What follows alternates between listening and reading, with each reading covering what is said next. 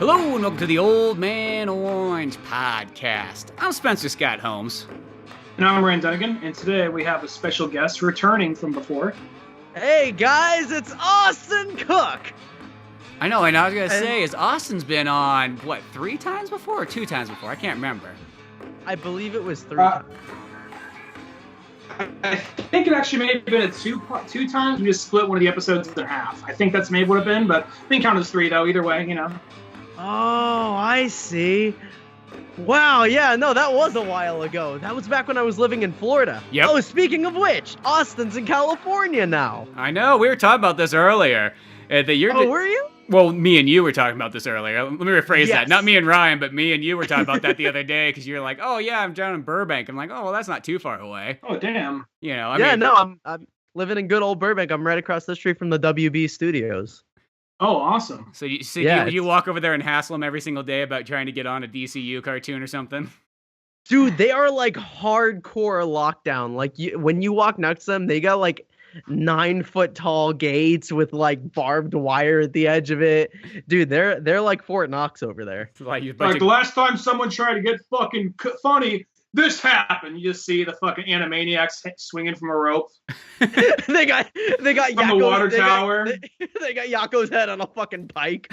Yeah, like, don't you dare fucking come in here. Fucking catch them. We thought they thought that we'd never catch them. We served those motherfuckers wrong. It took us 20 fucking years, but we finally did it. I don't know why this guy's from Brooklyn. They started singing Yakko's alphabet, and I said, no, man, I'm not playing that no more. They just got them all up like crucified, like in front of the Warner Brothers shop. This will send a message to the others who try to run away. This is what happened when Disney came over. This is why you stay in that fucking water tower. Safe in there. They stopped paying their rent, so we hung them up on a pike. Bunch of squatters coming here thinking they can live off the Warner Brothers lot. Not in my town. Their residual contracts burned up years ago. You ever wonder why the only ones you see around is Pinky and the Brain? Nobody remembers anybody else from that fucking show. And see, no, it's not a racist thing. Just because those rats happen to be white, it has nothing to do with it. Just saying, I thought I should make that clear before we go any farther. One of them is developing a malignant tumor, and he can't really talk about things to the public, so we don't really trouble him anymore.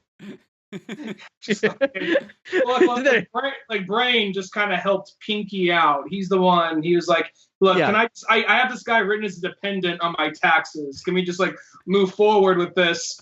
And then everybody else just kind of like fell by the wayside. Like I don't remember any of the other sketches from all that shit. There's Slappy the squirrel, who's like the cranky old lady. She's the cranky old chain-smoking mom. Yeah, just like, Slappy the squirrel here. Come on, kids, let's go show you something. Yeah, I remember when I used to be acting like that. Yeah, I remember when I went down to Brooklyn once. It wasn't the life you wanted, and it wasn't the life I wanted either. But oh boy, I got some good dicking in that alley. I once blew Andrew Dice Clay. Just saying, you know what I mean? Hell, I'd fuck Harvey Weinstein to get in a Quentin Tarantino movie. There ain't no fucking shame in it. I'm just saying, that's how you get a fucking job. That's what we did back in the day. I'm fucking right to that fucking bitch in Pulp Fiction who drove the taxi, took my fucking pot, but whatever. You want to know something fucking weird?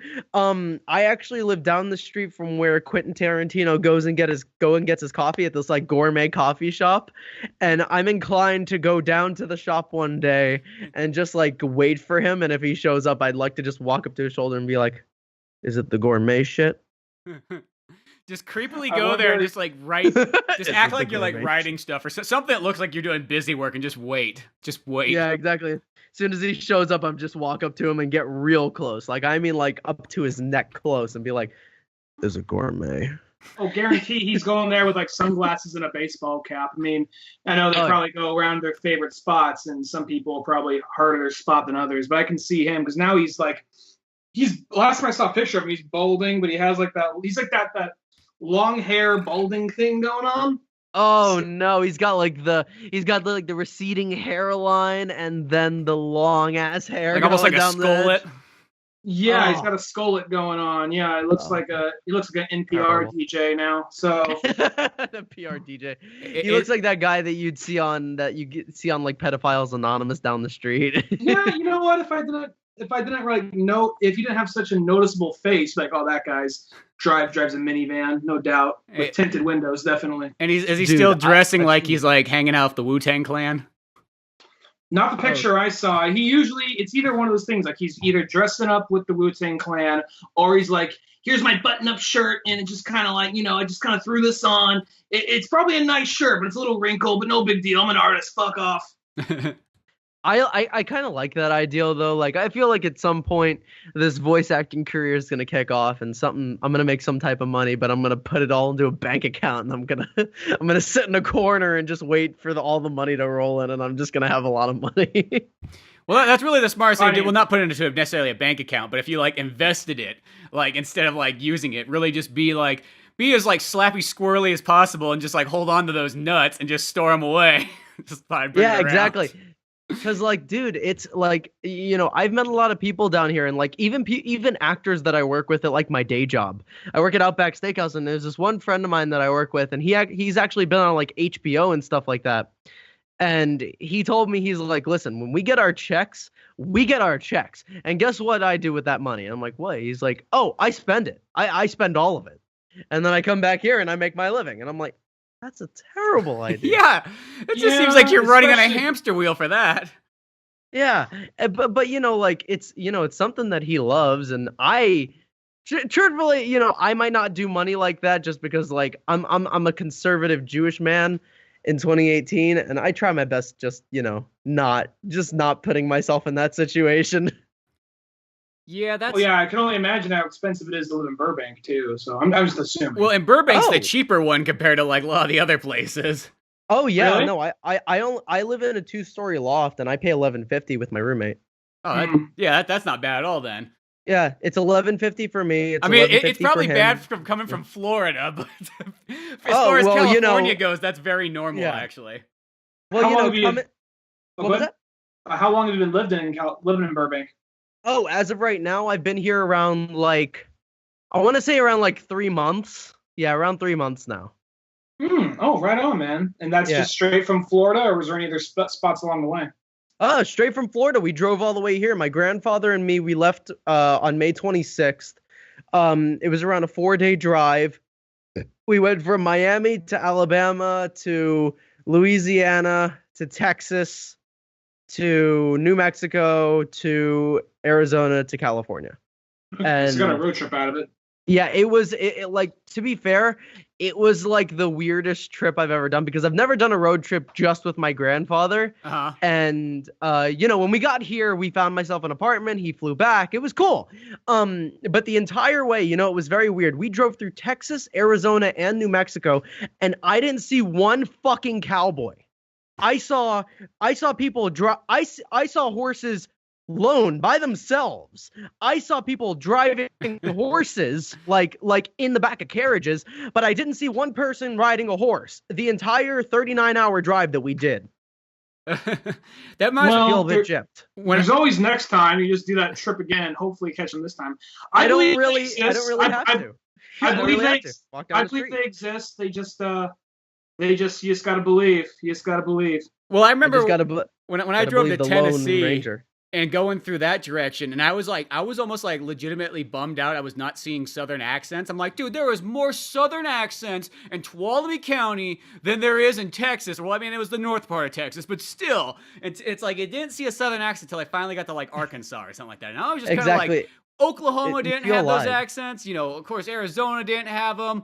Near the New Mexico, I was waiting for more accents, and there was none of them to be had. I don't know why that was. I'm like, Yep, I know that feeling. There's not like, I feel the structure of like different accents and the way people speak.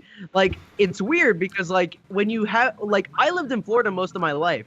So most of the people that we got there were Russians, Brazilians, type of Spanish people, be it Colombian, people from Venezuela. We get some people from Mexico, but there's Cuba, Puerto Rico, those kind of areas. Yeah, exactly. And like, moving like if you move more up Florida, you hear Southern accents. Then you start moving west, and you hear a million more Southern accents. And then you get to California, and everybody's just fucking white here. Yeah, a lot of white people, that's for sure. Yeah, well, it depends on what parts you're at. You know, you can find a little bit of everybody, just, you know, depending on your neighborhoods and so on. But we went to my first apartment that I was about to have out here, and you know, it was weird. My first few days out here, and this is an interesting story. My first few days out here was me finding an apartment, and I had two choices. I didn't see the loft that I'm currently living in now, which is like this immaculately beautiful place.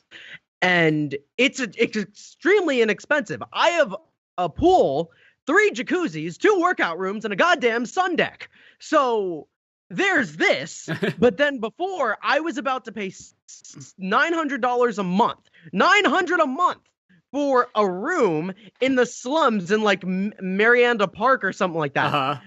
And I was like, I was livid because, like, here's what happened. The morning that I was about to go meet with the guy to agree upon giving him the money for the apartment, he sent me a phone call while we were eating breakfast. The morning my grandfather already packed his bags. He's ready to fly back to Florida. And we get a phone call. He's like, listen, I'm not ready for this. I think I needed more time on this. And my grandfather was livid. And I was just like, holy shit. And I didn't turn down my roommate here yet, but I feel like I did. So I sent him a phone call. I was like, dude, is the room still available? He's like, yeah, 100%. I'm like, awesome.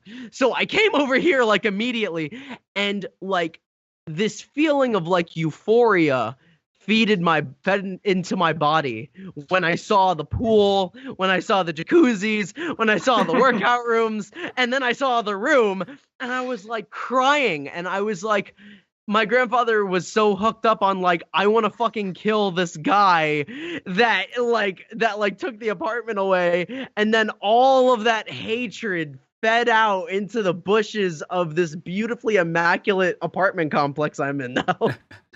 See, that's the thing I kind of miss about having an apartment complex. I miss like all like the little amenities, because believe me, when I had apartments, like I always got the most amount of use out of those kind of things. Like I would use the pool, the gym, the hot tub, like every day. The billiards room, any of that kind of stuff that existed, I use. If they had a barbecue outside, believe it, we were using it every single day. And there's just something kind of nice about that stuff.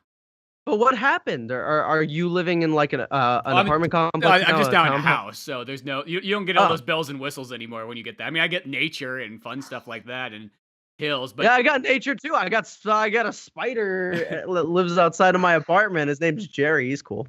He doesn't pay rent though. I don't appreciate it. You gotta jump on that motherfucker about that. Like, look, bitch, this shit ain't for free, all right? Hey, Jerry, start weaving me some shit or something. Like, you better start contributing. Yeah. Start making some of those like weaved hats you can go sell like at Spans on the street. Yeah, Zach, I'm gonna go to the flea market later, and I want you to have some material for me. Exactly, the boat is coming down. He's got full silk like dream catchers and shit. I'm like, you know, he's pretty good at what he does. He doesn't make a lot of money, but god damn it, he's good at it. You're kind of like, look, this one, I can't do it, so I appreciate. I see the craftsmanship, but this one, it's not as good as your last. You can do better, man. You know that. He's like sat down. his 15 little eyes just like point downwards. You know, it's funny. Speaking of like just like apartments and so on, that just like one time I lived in Modesto at this apartment complex, and we were just going down there just to go to school. So we got the financial aid, which really paid for everything. Because that was a time period. It's like almost like they almost give away so much financial aid. You almost feel like, you know, if you would have just like not given this away, you could have like had everybody come to school instead. But whatever. Like, this apartment complex we Let's ride that magic carpet. We were like literally like the only young people in there, and everybody else was pretty much retired and so on like that. And, you know, it had the pool, it had the jacuzzi, it had the gym. Across the street was like a giant park with basketball hoops and a bike track and all kinds of stuff. And I remember sitting there thinking about halfway into this, I'm like, this must be what it's like to be retired. You literally get your check that comes in from the government. You're sitting by the pool every single day, you know. You talk to all the locals that are in there. Everybody's friendly and nice. And, Well, we get a lot of, it's weird over here. There's a lot of older people that live in this complex that have been living here forever, and they're like, yeah, this place is the cheapest place, but that for some reason they take like the most care of it. And I'm like, I'm trying to find something wrong here. It was like really weird, like living here. I didn't tell you guys this, but I actually went to jail recently. Oh, here's Holy the story. shit. Elaborate. Austin's a fucking criminal. So, as you guys know, I was, I don't know if I mentioned it on the podcast before, but I was a smoker of pot previous to moving to California. And the first 5 minutes of being in California, as soon as we saw the state line of California, my grandfather pulled out a joint and we smoked in the car in California. He was like, "It's legal here. I'm smoking in the car and nobody's going to fucking stop us." And Tim feels good to be a gangster starts to play. Exactly. I mean, technically, it's legal in your house. It's not legal anywhere. Yeah. I fucking learned that. But I did break the law in a way. You'll see the story. Breaking the law.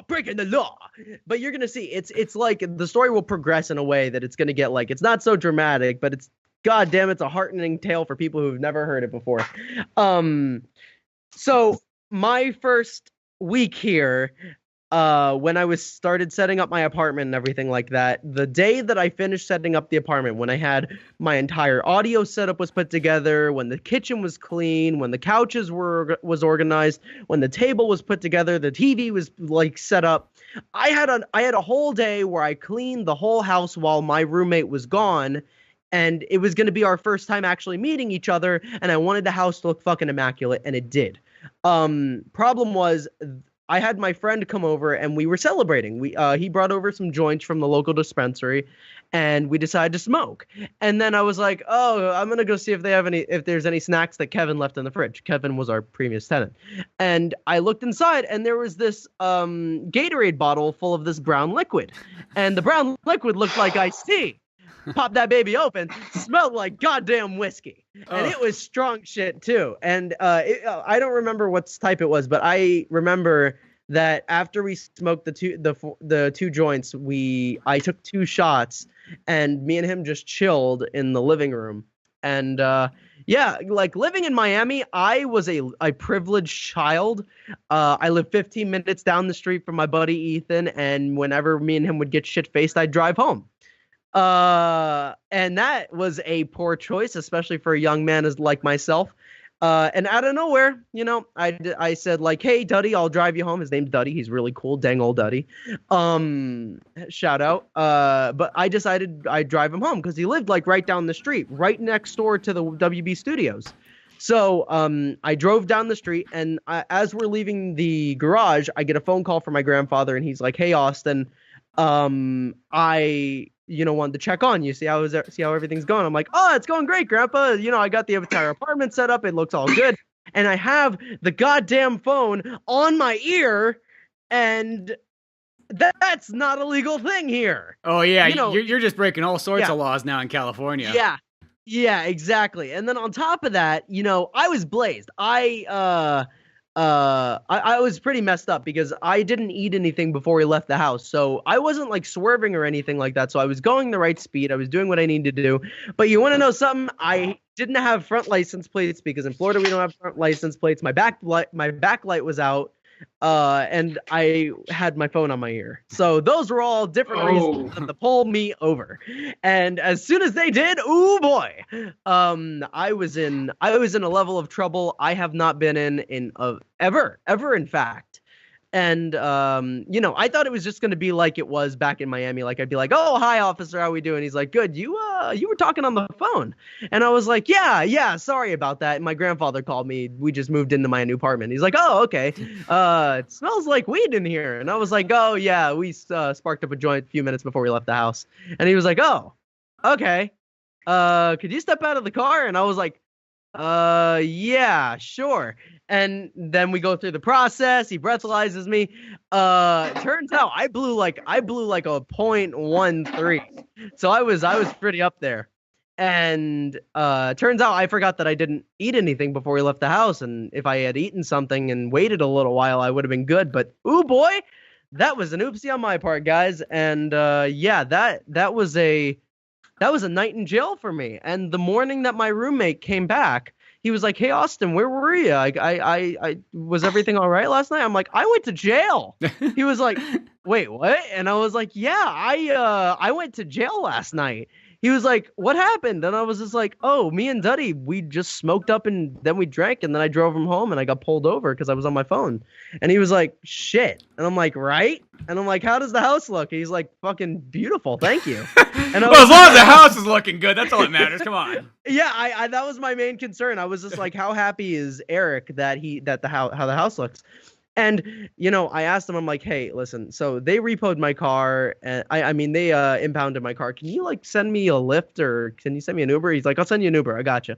And, you know, like, me and him are really cool now, and I explained to him what happened. But, you dudes, you know, I've been sober from, like, I didn't drink a lot before getting arrested, and I literally haven't had a sip since I got arrested at all because I'm just not playing that game anymore. Well, Did you come out with a black teardrop tattoo?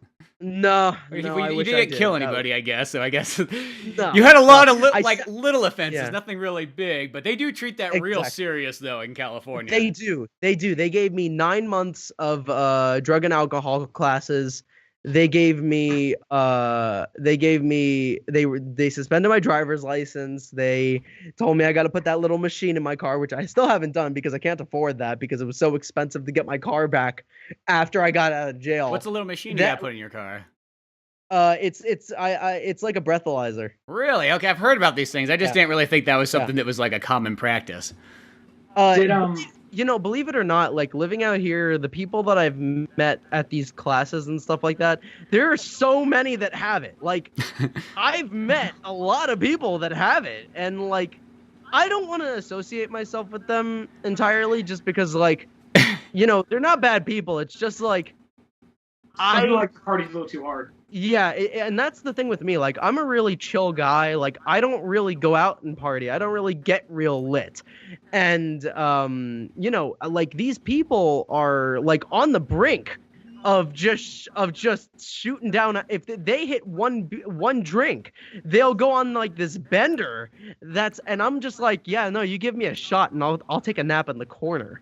Like, yeah, that's how I am. There's some people that are just machines that way. Like, they can just party, like, ridiculously and just get up the next day and treat it like it's not a big deal. Like, when I first moved here to San Francisco, I have this one guy I used to work. He was essentially my supervisor. Good guy. His name was, I'll say it's part of his name. His name is Harry. Gotcha. And what he would do is he would often get, he was like one of these total deathcore, like sludge fans, you know, just loved like this angry, slow, loud metal and punk shows, and he just loved cocaine, just loved the party. And I would just like the late great Eric Clapton once said, cocaine. Very, very much. Cocaine. Oh, this dude was cocaine for breakfast. Anyway, so he puts it on cereal. Yeah. That's hardcore, man. Oh, powdered sugar? If that's what you're gonna call it, sure. He's like, you got Frosted Flakes? Those are just corn flakes, but yeah. the Frosted, the sure, we'll call nose them that. candy. The sweet nose candy. Tony the Tiger just like, they're great! Like punches through a glass table.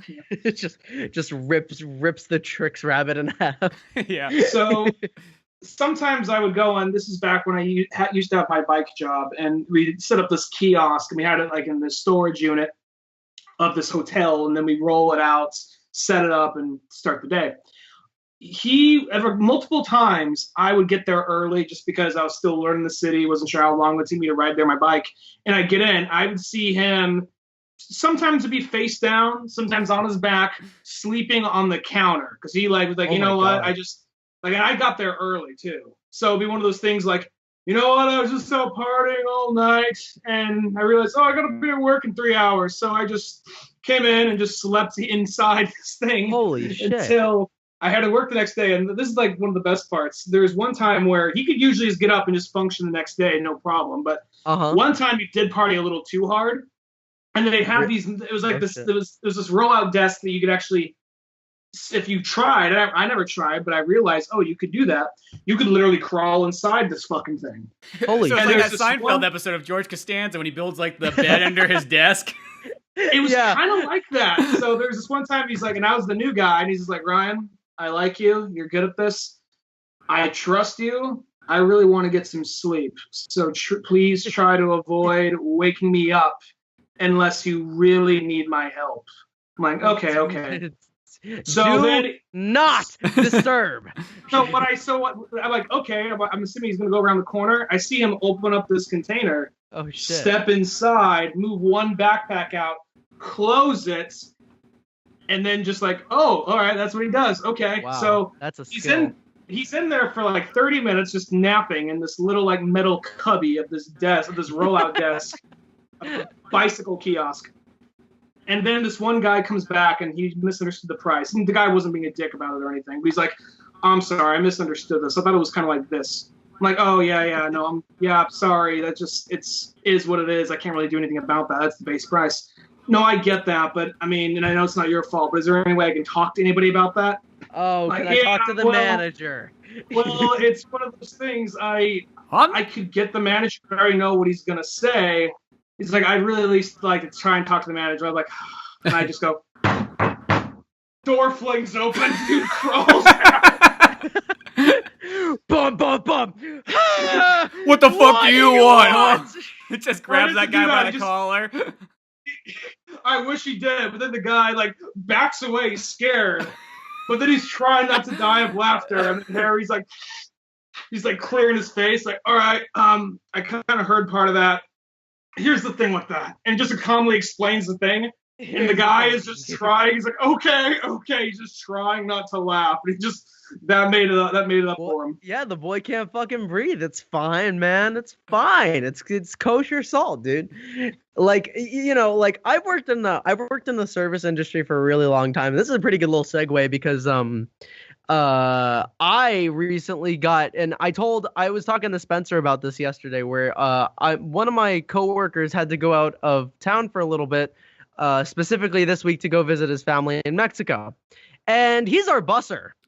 And I'm not going to, shit on the company or anything like that because I could totally, but I'm not because I still work there and I don't want to infringe on anything. But God damn it, I had to, for lack of a better term, I had to clean dumpster juice with my hands. No gloves. Oh, that's never fun. Yeah, for $11 an hour and $11 tips for the day. So here's what happened. You know, I had worked in Outback for a really long time, Outback Steakhouse, and my managers in the past have never made me, because I inherently am not a man to go digging my hands in dumpster juice. I'm not that guy. And I try to strive. I pride myself on not being the guy to stick his hands into a dumpster to dig out maggot-filled garbage. Especially for $11 an hour. That's a very classist thing to say. That's very classist of you, sir. It's very cisgender white male privilege speaking right now. As an American, I deserve more money for stuff like this. Madam,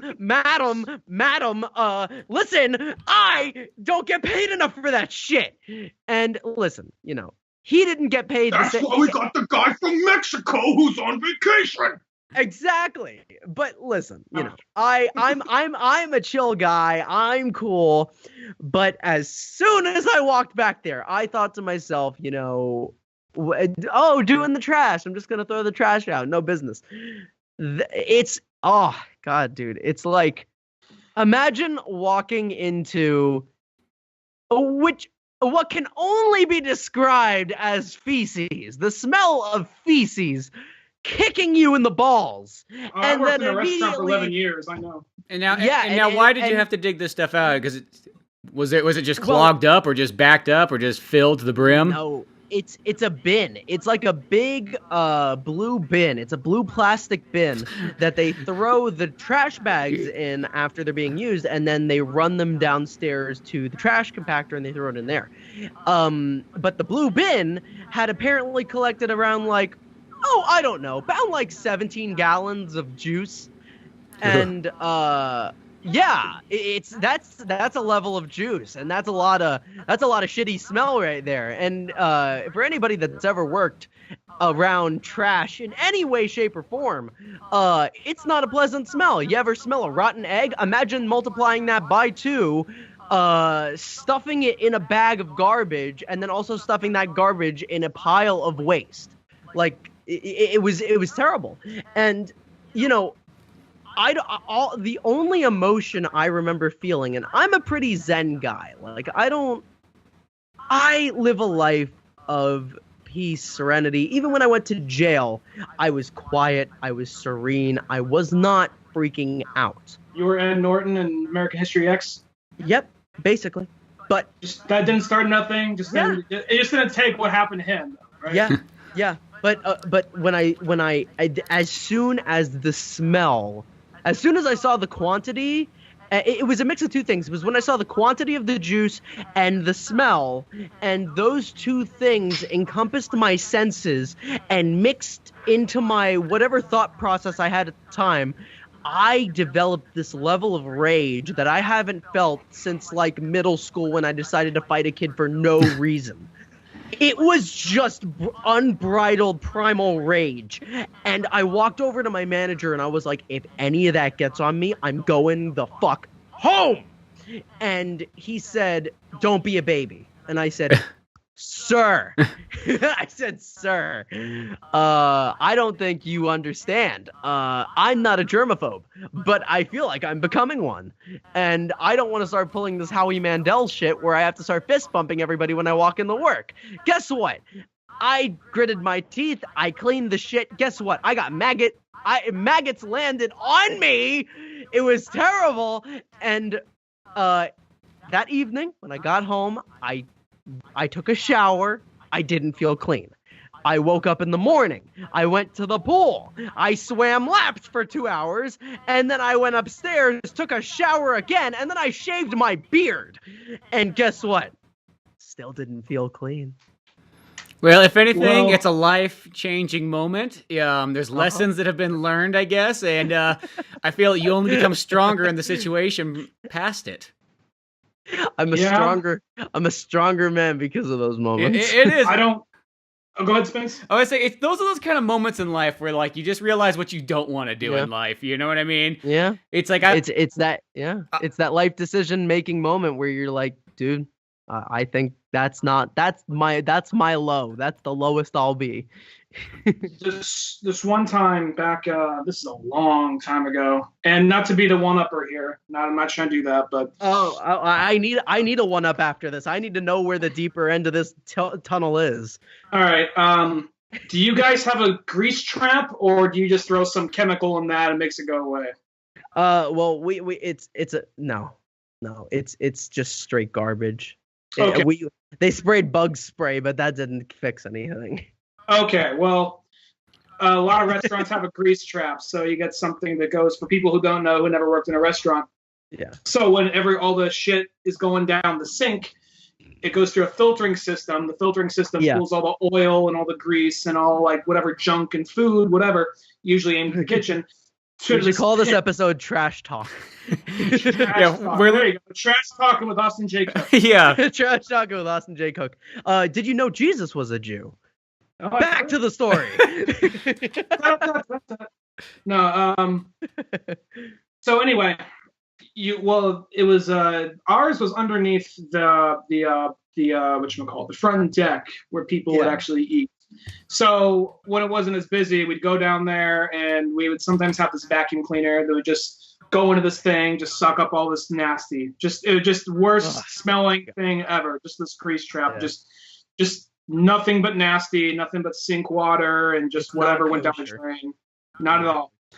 Well, one time this thing got a crack in the pipe, and we know about it, and it kind of basically flooded all underneath the the deck, and it was summertime, so that shit was ripe. My nipples are diamonds right now. So they let it cut your shirt. Anyway, so we end up getting, me and this other guy who was working there at the time, you actually know him, Spencer, Brandon. We ended up getting black trash bags. And keep in mind, this isn't a lot of crawl space. This is maybe maybe 3 feet of crawl space with buckets. Oh, I hate crawl spaces. And a small cup. Yeah, pouring the shit in there and then dragging it back. Of course, it always splashing on you on the way back. Why would it Going not? back and forth, doing that all day for 2 days. And I'm just like, I'm ready to die. I know I'm like 15 or 16 right now, but I'm ready to die. Well, especially at 15 or 16, that is a terrible experience because you have not built up any of that. I just gotta man it up and get it over with. It's like, no, not at that age yet. That age, it's just. I walked out with chest hair right there, dude. I walked out with a full beard. I was just like a fucking war vet who's seen some shit, Shit, there was a Bruce Springsteen song written in your honor. Yeah, exactly. Fucking, it'll change you, man. That shit's like fucking war. If you if for the listeners, if you guys have never dug your hand or dipped any portion of your body in sewage juice or terrible liquids, do it. Your voice will deepen, your balls will drop, and guess what? You'll be a little bit funnier just because of that. Well, it's funny. It's funny you bring that up because I was doing a Rambo marathon just recently, and in the second Rambo, there's that part where he gets captured by the Viet Cong or whatever, and they have him tied up, sort of on ropes, kind of crucified down in this muck in this pit, and you can just see where all the pigs are up there and they're pissing and shitting and it's just dripping down, and he's got leeches all over his body and so on. So there is always a worse place you could be in life, you know what I mean? Yeah, you got to know what the bottom is before you get to the top. Poor old Rambo stuck in there. Since we're on that topic, I don't mind asking. I just want to ask real quick. Where do Austin? Are you a big Rambo fan? I have dabbled in Rambo, and I know a good portion of I've dabbled in the Rambo. I've played with bandanas and blades. Exactly. I went Rambo Johnson. I've done my jokes. I might seem a little uncultured for it, but I haven't seen I've seen the first Rambo, but I haven't seen the second Rambo, and yeah, I feel that's my tale. Do we get a win this time? Well, I was gonna ask real quick. I'll just make this quick, and we don't want to leave you out of this conversation. But Spencer brought it up. Where do those movies stack with you now, Spencer? I'm honestly curious. Well, I'll say this here is because just in watching them over, I think all 4 of them are fucking fantastic in their own ways. I still think that the first one, First Blood, there's something real special about that one. I don't know, but it's such a tough one, because I probably would say First Blood's my favorite, but between 2, 3, and 4, man, is that tough to choose which ones kind of come next, because they all have their own different ways. I like 3 a lot. I like, number 4 is just amazing, and just the violence in that movie, and plus that movie really changed cinema for a while. People don't bring that up too often, but Rambo 4, after that movie came out, it upped the ante for the violence we could have in movies, and you were guaranteed. Oh, really? Yeah, every action movie past 2008 for the next 4 years or so, it was almost like you were guaranteed great violence because of Rambo. And I like Tropic Thunder. That's another example. Tropic Thunder. Oh yeah, Tropic Thunder. That I've had to see Tropic Thunder maybe it's weird. I didn't see all the Rambo movies, but goddamn it, I saw Tropic Thunder for about as many Rambo movies as exist, because Robert Downey Jr. is literally my favorite actor, right next to Jim Carrey. Well, yeah, Tropic Thunder. That's always a fun one. I remember. That movie came out only a handful of months after Rambo, but that one came out. I remember explaining to somebody, I'm dude, it's a comedy, but it's got violence just like Rambo in it. Yeah, it's just filled. And it's fun. It's a legitimately fun movie. For the day that I sat inside of that movie theater, and I had never really. I was born in '96, and when did Tropic Thunder come out? In 2000? I think 2008. 2008. They both came out in 2008. Yeah. Oh, so they came. Wow, so that was a while ago for me, because I'm. Fuck you! Well, it was kind of a while ago. That was 10 years ago. It sounds weird to say it, but it was 10 years ago. But it was 10 years ago. It was literally a decade ago. I was watching. I was 11. I was 11. Don't tell me that, dude. Don't tell me that. I was fucking 11. I remember it like clear as day. Me and my friend Jordan, we would sneak into the movie theaters and I would steal candy. Like I would go, you guys know like those sample, like you guys know in like those sample areas or like where you go. I hope we didn't lose Austin. I hate for the last words from me to say to him in this episode is "fuck you." I know. Well, I'll try to call him he back. left.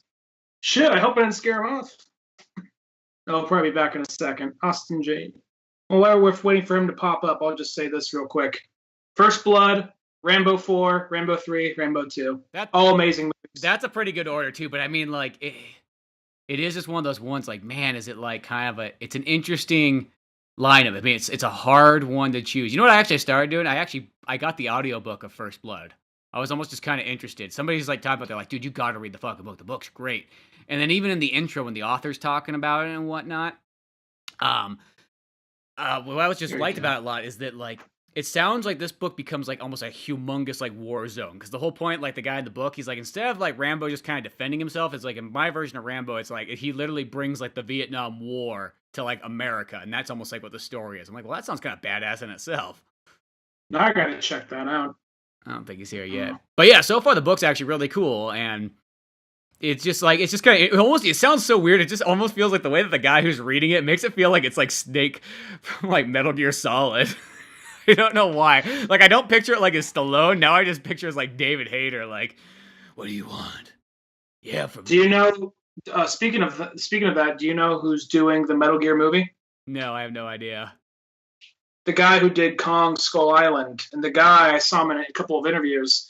He was waxing poetically about how much he loves Metal Gear, and he says, "Look, I know people might want like a straightforward retelling of the first game and onward with the other games, but I'm going to try and mix them up in a weird way because you already got this movie that's." In the way he was talking, he was mentioning certain characters and certain scenes and talking about gameplay and speaking really passionately about it. So it kind of gives me hope. Well, that's good then. I'm glad to hear that. He's trying to get off the ground. He went to like studio execs. He's the director going to studio execs with like concept art. Just taking the comp books, be like, here we go. This is what we're doing. Well, just paying like, he went to like different like artists saying like, hey, can you draw, like he was mixing it up. Like he had Gray Fox fighting one of the geckos from number 4, and like, and Metal Gear Solid 1 Snake fighting like a Metal Gear Ray in the middle of like a desert town. So just kind of mixing it up, which I think that makes sense. There's enough lore, enough things there to go like take your favorite bits and pieces and drop it in there, Oh yeah, he said totally. He wants to mix. He said he primarily wants to mix Metal Gear 1 with the old games that weren't on PlayStation. Oh, Metal Gear and Metal Gear 2, the original ones? Yeah, he wants to mix it up with those. That'd be kind of cool, because I always thought that'd be kind of neat if they brought those kind of games kind of back, either as remakes or whatnot. I mean, they're good as they are, but Hey, guys. Yo! I don't know what happened. Yeah, It booted you off, and somehow, some way, you disappeared, and we couldn't get a hold of you, and then next thing you know, like, I closed the call down, and then Skype decided to update itself, and then, yeah. Yeah. I don't know. I don't know what happened. Like I like the recording got real crazy for a second, and I everything got lost. Oh, that's no good. At least, as I said, at least I got my side going. Yeah, no, like my recording is still happening, so we're good. Hey, Ryan, you back on? Yeah, sorry, Austin, for a second, because you said, "Oh yeah, I was 11," and I was like, "Fuck you!" And then like you left. I'm like, "Oh shit, I hope I didn't scare him off." That was a joke. No, I told the story about how I stole candy from a candy store and snuck in to see Tropic Thunder, and that was the first time I ever heard of a fourth wall break, which was when stealing candy and sneaking into an R-rated movie. Dude. Yeah, You're setting yourself up to go to jail in California. I see where it started now. Right? Growing up as a kid, I was a real fucking troublemaker, man. Like me and my friends as kids, we used to cause so much trouble, and I felt like sometimes I was like the kid that got influenced by all that. But I'm a good kid now. I've been, I haven't drank since I got out of jail. I've been mostly, I haven't smoked anything for like 9 days, so that's good. So I wanted to say, I bet that cop loved you because he's probably, maybe I'm wrong, but I'm assuming because most of the time that cop's going to be like, hey, been smoking tonight? No, it's just incense. Like, do you step on the car? Oh, what the fuck, bro? Yeah. And you're just like... they kind of felt bad about, like, taking me in. Because, like, even one of the officers, I told him about, like, my job and everything. He was like, well, you know, this should be a learning lesson for you. And I was like, yeah, it is. Yeah, it is. Also, sorry to the listeners. We had some technical difficulties. Oh, no worries. I'll edit around that stuff so it seems a little bit more fluid.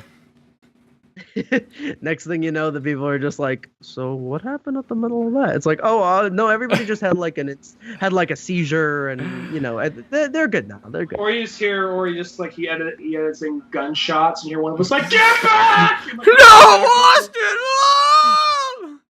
Or you know what you could do? You can like edit in Ryan going like a raptor, Ryan going, God damn it! And then you can like edit in like the internet crashing thing, and then come back up. It's like, all right, we're cool, everything's good. Well, I wanted to say, because last time you were on, Austin, that was one of those things I felt bad because I thought Spencer paused the episode. So so for the whole episode, I forgot that's a golden episode. If anybody wants to see one of the funniest moments we've probably had on this show, you go back to whatever the last one Austin was on, and there is pure gold about halfway into that episode. Yep.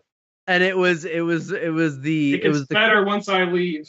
It was the crashing and the loss of the early great Ryan Dunigan. Well, it was one of those things where what happened was, because when we're doing a podcast, if we're getting ready to do a podcast, that's what's kind of on my mind all day. That's what I want to do. That's the goal of the day for me. Yeah. And so if I kind of miss out on the podcast, I feel kind of like, oh, I missed out on, you know, my favorite thing. So that's what I had all like, okay, podcast with Austin today and Spencer. That's what today is. That's all today's about. I like how you added the and Spencer thing. Well, it's always a Spencer, but I just want to clarify. It's always a Spencer. But anyway, so the thing crashes, and I'm like, what the fuck? So I'm calling Spencer, and I'm like, I thought Spencer put it on pause, and I'm you can hear me trying to troubleshoot. Like, I don't know what's wrong with the fucking AT&T. It's just not fucking working. Let me try my PlayStation. It's on. You hear my PlayStation power on? Let me check. Yep. You hear me like filtering this shit, going through settings. It's not fucking working. Let me go back over here and put you like. It's so. And poor Austin's on fucking hold the whole time. He can't hear me because we're on a different line. I mean, he can hear me, but I can't hear him because we're on a different line. And then I'm just like, wait, are you recording this? And me and Spencer just sitting there going like, oh my god. Oh, it was like I don't think you could have never have captured that good of primal rage. It was like there was only one way it was going to happen, is you not knowing. Yeah. Exactly. And the funny thing about it is like, you know, you want good comedy, just do a podcast. Just do a fucking podcast. And I believe this should be time that I mentioned that I'm actually going to be making my own podcast very soon. It's going to be called the Cookin' Pals Podcast. Oh, awesome! Man. I knew you were working on that. I couldn't remember if that was coming along or what yet, but there are so many things that I am working on right now, and I'm going to do my shameless plug now. And I've been working on lots of projects, and I feel bad to a lot of the people that I've I've stayed pretty consistent with voice acting, especially with like all the Gambino stuff that I've done and all the stuff that I've done with other animators like Arcade Cloud and stuff like that. But I'm really trying to like build some type of YouTube community for myself. And some of the things that I'm working on, and I already showed it on my Instagram and my Twitter, but I'm also making this thing called Voice That GIF, which is going to be a YouTube segment where I get different recommendations from people of GIFs. And I'm pretty sure for any of us that have been on Twitter, GIFs are very popular. And I was looking it up, and I realized that there is not a damn person on YouTube that is currently reviewing and voicing over GIFs. So I'm going to do that and see how that goes. That's a good idea right there. Because that's great for like, you could have short little videos that don't take too much time. And it's just like you could pump them out and so on. Yeah, all I got to do is just look up a topic sometimes all I got to do is just look up a topic on Twitter of different GIFs and then just roll through those to see what happens. Yeah, and just send me the googly-eyed Kanye one in messages. Yeah, that was that was very professional, and I want everybody to know that, I am the most qualified for any of these situations. Well, that's always the perfect one to jump on, but that's always how it goes with projects. It's like you in the back of your mind, you're like, yeah, I'm gonna be able to do this and that and get these things done. But I've learned that so many times it's like you could only really do about 2 projects at a time. Yeah. And 2's even kind of tough sometimes. Sometimes it's like you even need to just set aside and just do straight one. And once you finish that one, then you can do another one. But yeah, trying to get multiple ones, even if you think it's really easy, because a lot of times you'll tell yourself, be like, oh, I'm just going to do this video. I mean, it's just a straight, like, there's not really a whole lot of editing or anything like that. Sounds simple, right? It never is as simple as it sounds. Yeah. But then it turns into like this edit fest, because like that's like what most of my update videos turn into. Like I edited an update video more than I've edited any video ever. And like I'm an audio engineer and I'm also a video editor, and I have no problem doing either of those things. Guess what? Still a lot of fucking work. Oh yeah. Like I did this thing where I did like I made a joke about like all the scripts that I make, because I make a lot of fucking scripts, and I did like I make 1 script, 2 script, 3 scripts, and like 45 scripts, and I actually took a screenshot of every single script that I wrote and I popped them onto the screen, and all you hear is like pop, pop, pop, pop, pop, pop, pop, pop, pop, pop, pop, pop, pop, and like that took like 20 minutes. So for anybody that's never edited before. Yeah, it's one of those ones like, you could be putting together like a minute video, but it can sometimes take you a couple hours just to do that. And it's just, that's the thing about video editing. It's like one of those ones like, I like video editing, but at the same time, sometimes it's like, man, it's just that little bit extra time every once in a while. Like that's where I keep mentioning this to people. I go, I think when you get to a certain point in life, everybody's looking for that short round, that Indiana Jones assistant that we all need. And there comes a point where it's like, I think we all need our short round. And I know that like it's frowned upon nowadays to go out and capture an 8-year-old boy to like carry your bags and do your video editing. But damn it, if we can hire a boy that's 12 years old that can carry our bags and do our video editing, boy, can we get a lot done. The way you say that, I just imagine you with a big bushy beard and a top hat. Like, you, boy! You there, boy! Would you like to make yourself a 12-piece? What? A 12-piece! You hold out some old form of currency. Would you like a pence? Yeah. Get in the van! Like a Model T. But sir, I don't know what a pence is. You will take 2 and no more. And you will be damn grateful for having it. Now carry my bags and get in the car and drive. But I don't know how to drive. You will learn. Oh, will you learn? We have much video editing to do for the picture show. You will do what you need to do for the money that you're given and not bitch about it. You're like my wife. And then the misogyny continues. Be grateful you even have a job, boy. Many other childs your age are in slavery right now, and I'm offering you cash, and you turn it down. As you can see, I said child, like an illiterate. Now put this baseball cap on and act like an American. I'm going to call you Short Round now. I'm going to call you Short Round. But my name is Billy. Short Round, I said Short Round. No! Billy was your Christian name. You're not a Christian anymore. You are now my assistant. Billy Bob Thornton. Billy Bob Thornton. But that's already a person. No.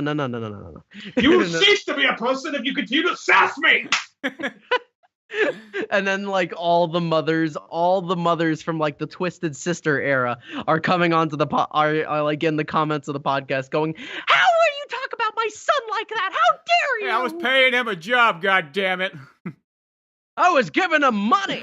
He's not even a taxpayer yet. Not until he starts making that big coin, madam. It's just funny to think that there was a time only like less than like almost 100 years ago where like just having that boy assistant was very common. Yeah. And like even when like I was growing up, like when I would help my grandfather, when I'd help my family do something, it's weird because my grandfather grew up in the 40s where like if he did anything, he would go out and just work and he'd come back with like 50 cents. And that would be a fucking steal.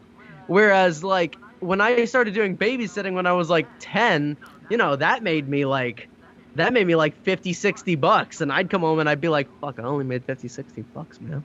Well, it also seems to be one of those things like you walk into a place like, I need a job. You ever done this before? No? We'll figure it out. Put on an apron. Now it's one of those things like, I see you dropped out of community college. Yeah. I don't know if I can give you this job in McDonald's. Yeah, like you qualify for Ronald's crew. I don't know. You kind of got the You see that your hair is a clown, little like, bit on the too other- light. I think you're giving off like the Aryan race look. I just don't know if you're right for this Yeah. age. Yeah, we're gonna. You know what? I think we're just gonna have to deny you, and you just have to get out of here. And well, good luck to you. And maybe one day you'll find a job. But yeah, don't. Not here. You ain't corporate don't- material. I'm just gonna say it. Doesn't matter what you do. Maybe I just like that's the idea of like Ronald McDonald's at the table. It's one of those interviews where you got the one guy interviewing you, you got the other person just sitting there saying nothing. Just he like- sits back. He's kind of sitting, Exactly. kind of like dimly lit with his arms crossed. Like you could sort of see Ronald, Yeah. but you can't really see him. Maybe he's got his feet But up you on the can see table. his big shoes. Yeah, he's got his feet up You on can the see his table. big shoes crossed. And the big red hair, which is faintly lit up, kinda. And it's like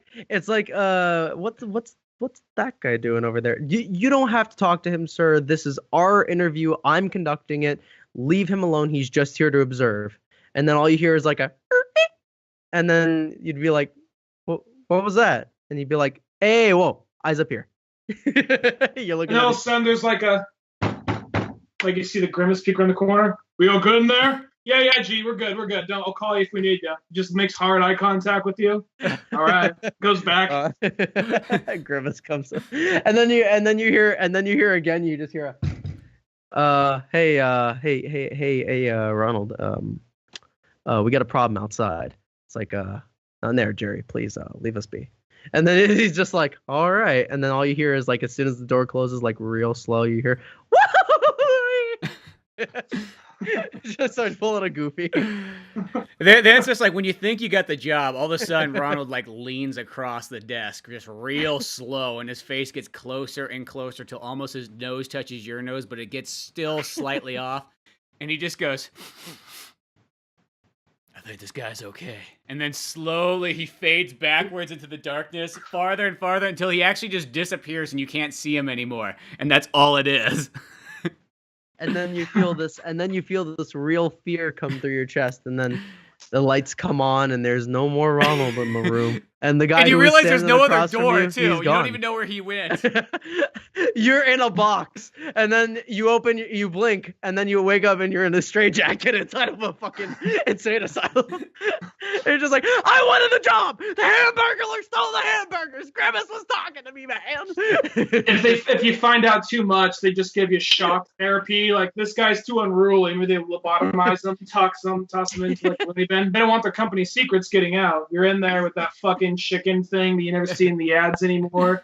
Hamburglar's fucking dead. He's been very dead, but he has some problems. He probably has hamburgers. His corpse dead, is just not a in your fucking cell. waffle Like they fix. never cleaned it out. It's just over in the corner, just rotting away. Like it's all mummified and stuff. Exactly. They didn't wear. They mummified him in Szechuan sauce. he's like in a thing of enamel. How is it so funny though? Like how difficult they make those simple jobs to get though, and it's like I mean I understand Yeah. like they got to deal with a lot of like idiots every single day and a lot of like Yeah. crappy people like the the low of the low people. But I'm talking about just even fast food, just like corporate jobs in general. It's amazing like Yeah. how hard it is. Like even getting a job like at Best Buy, it's like good fucking Yeah. luck. You got a higher chance of getting a job high up in Apple as you do fucking Best Buy. At the Exactly. end of the day, it's like what I've always said in life is like like when you watch, especially like you watch like old movies or something like that, and somebody just like shows up and you're like, I need a job. Well, boy, can you lift this? Like, yeah, I can. Well, then go strap up those boots and go get it. And it's like, where the hell are those jobs? Yeah. I mean, granted, nowadays there's too much liability, and you can kind of blame it on Yeah, the government for exactly. It's getting all too legal. involved with those kind of things, and that's kind of prevented us from having easy access jobs. Or like, think of like in They Live, when Roddy Piper like just shows up. Oh, And it's just like, I got my tools in my bag, I got my clothes and everything. It's like, well, okay, you could start the work week here. It's like, you would never get that at all anymore this day and age. But sometimes it's exactly. like, I feel like people almost need those kind of jobs available. So it's like, if you need to get money, like, I feel like that's almost what resorts people to sometimes going towards crime is because they go apply at like, 30 different places and nobody accepts them. It's like, well, I guess I need to make money for rent. So who am I going to go rob today? Yeah, and well, like you also know, like it's weird because like we're all like generally millennials. I hope so, because I fucking don't know what a millennial is anymore. But at this point, when like the way I'm looking at it is, especially when I'm getting a job, I actually have I have an interview with a logistics company on Thursday, aka tomorrow. Nice. And yeah, hopefully. Yeah, hopefully something like that turns out because he saw me at the owner, I think it was the owner or the CEO, saw me and he saw that I was just like cracking jokes at the table and he walked over. He's like, "Dude, your customer service skills are amazing. What are you making here?" And I said, $11.50 an hour plus like 2% tips from everything from the night. And he was like, "That is like way too low. Okay, here's my phone number." And I said, well, what's happening? And he's like, "Oh, I want you to come in for an interview." And I was like, "Oh." I'm like, "Okay, cool." And I sent him a message around like 3 hours ago, asking him like, "Oh, what would you like me to like bring in?" I don't know if I should bring in a resume. He just told me to come sharply dressed with like a polo and some slacks, and I said, "Show up with a resume." Well, see, this almost sounds like that scene in Waiting where Justin Long's character is like, he's like, "Come on, man, what are you doing here?" It's like, "Dude, you're great. You should be somewhere else." And he gives him the card and everything like that, and it just turns out you go for an interview and it's like, it's Black Angus. Yeah, exactly. It's just like, wait a minute, how'd I get into McDonald's? What's going on? Ronald just there in the corner looking at you. Yep, and then you're just like, wow, I'm in a constant loop. I thought it was weird that the interview was at a warehouse. He then lassos you, holds you down, like, "We got another one."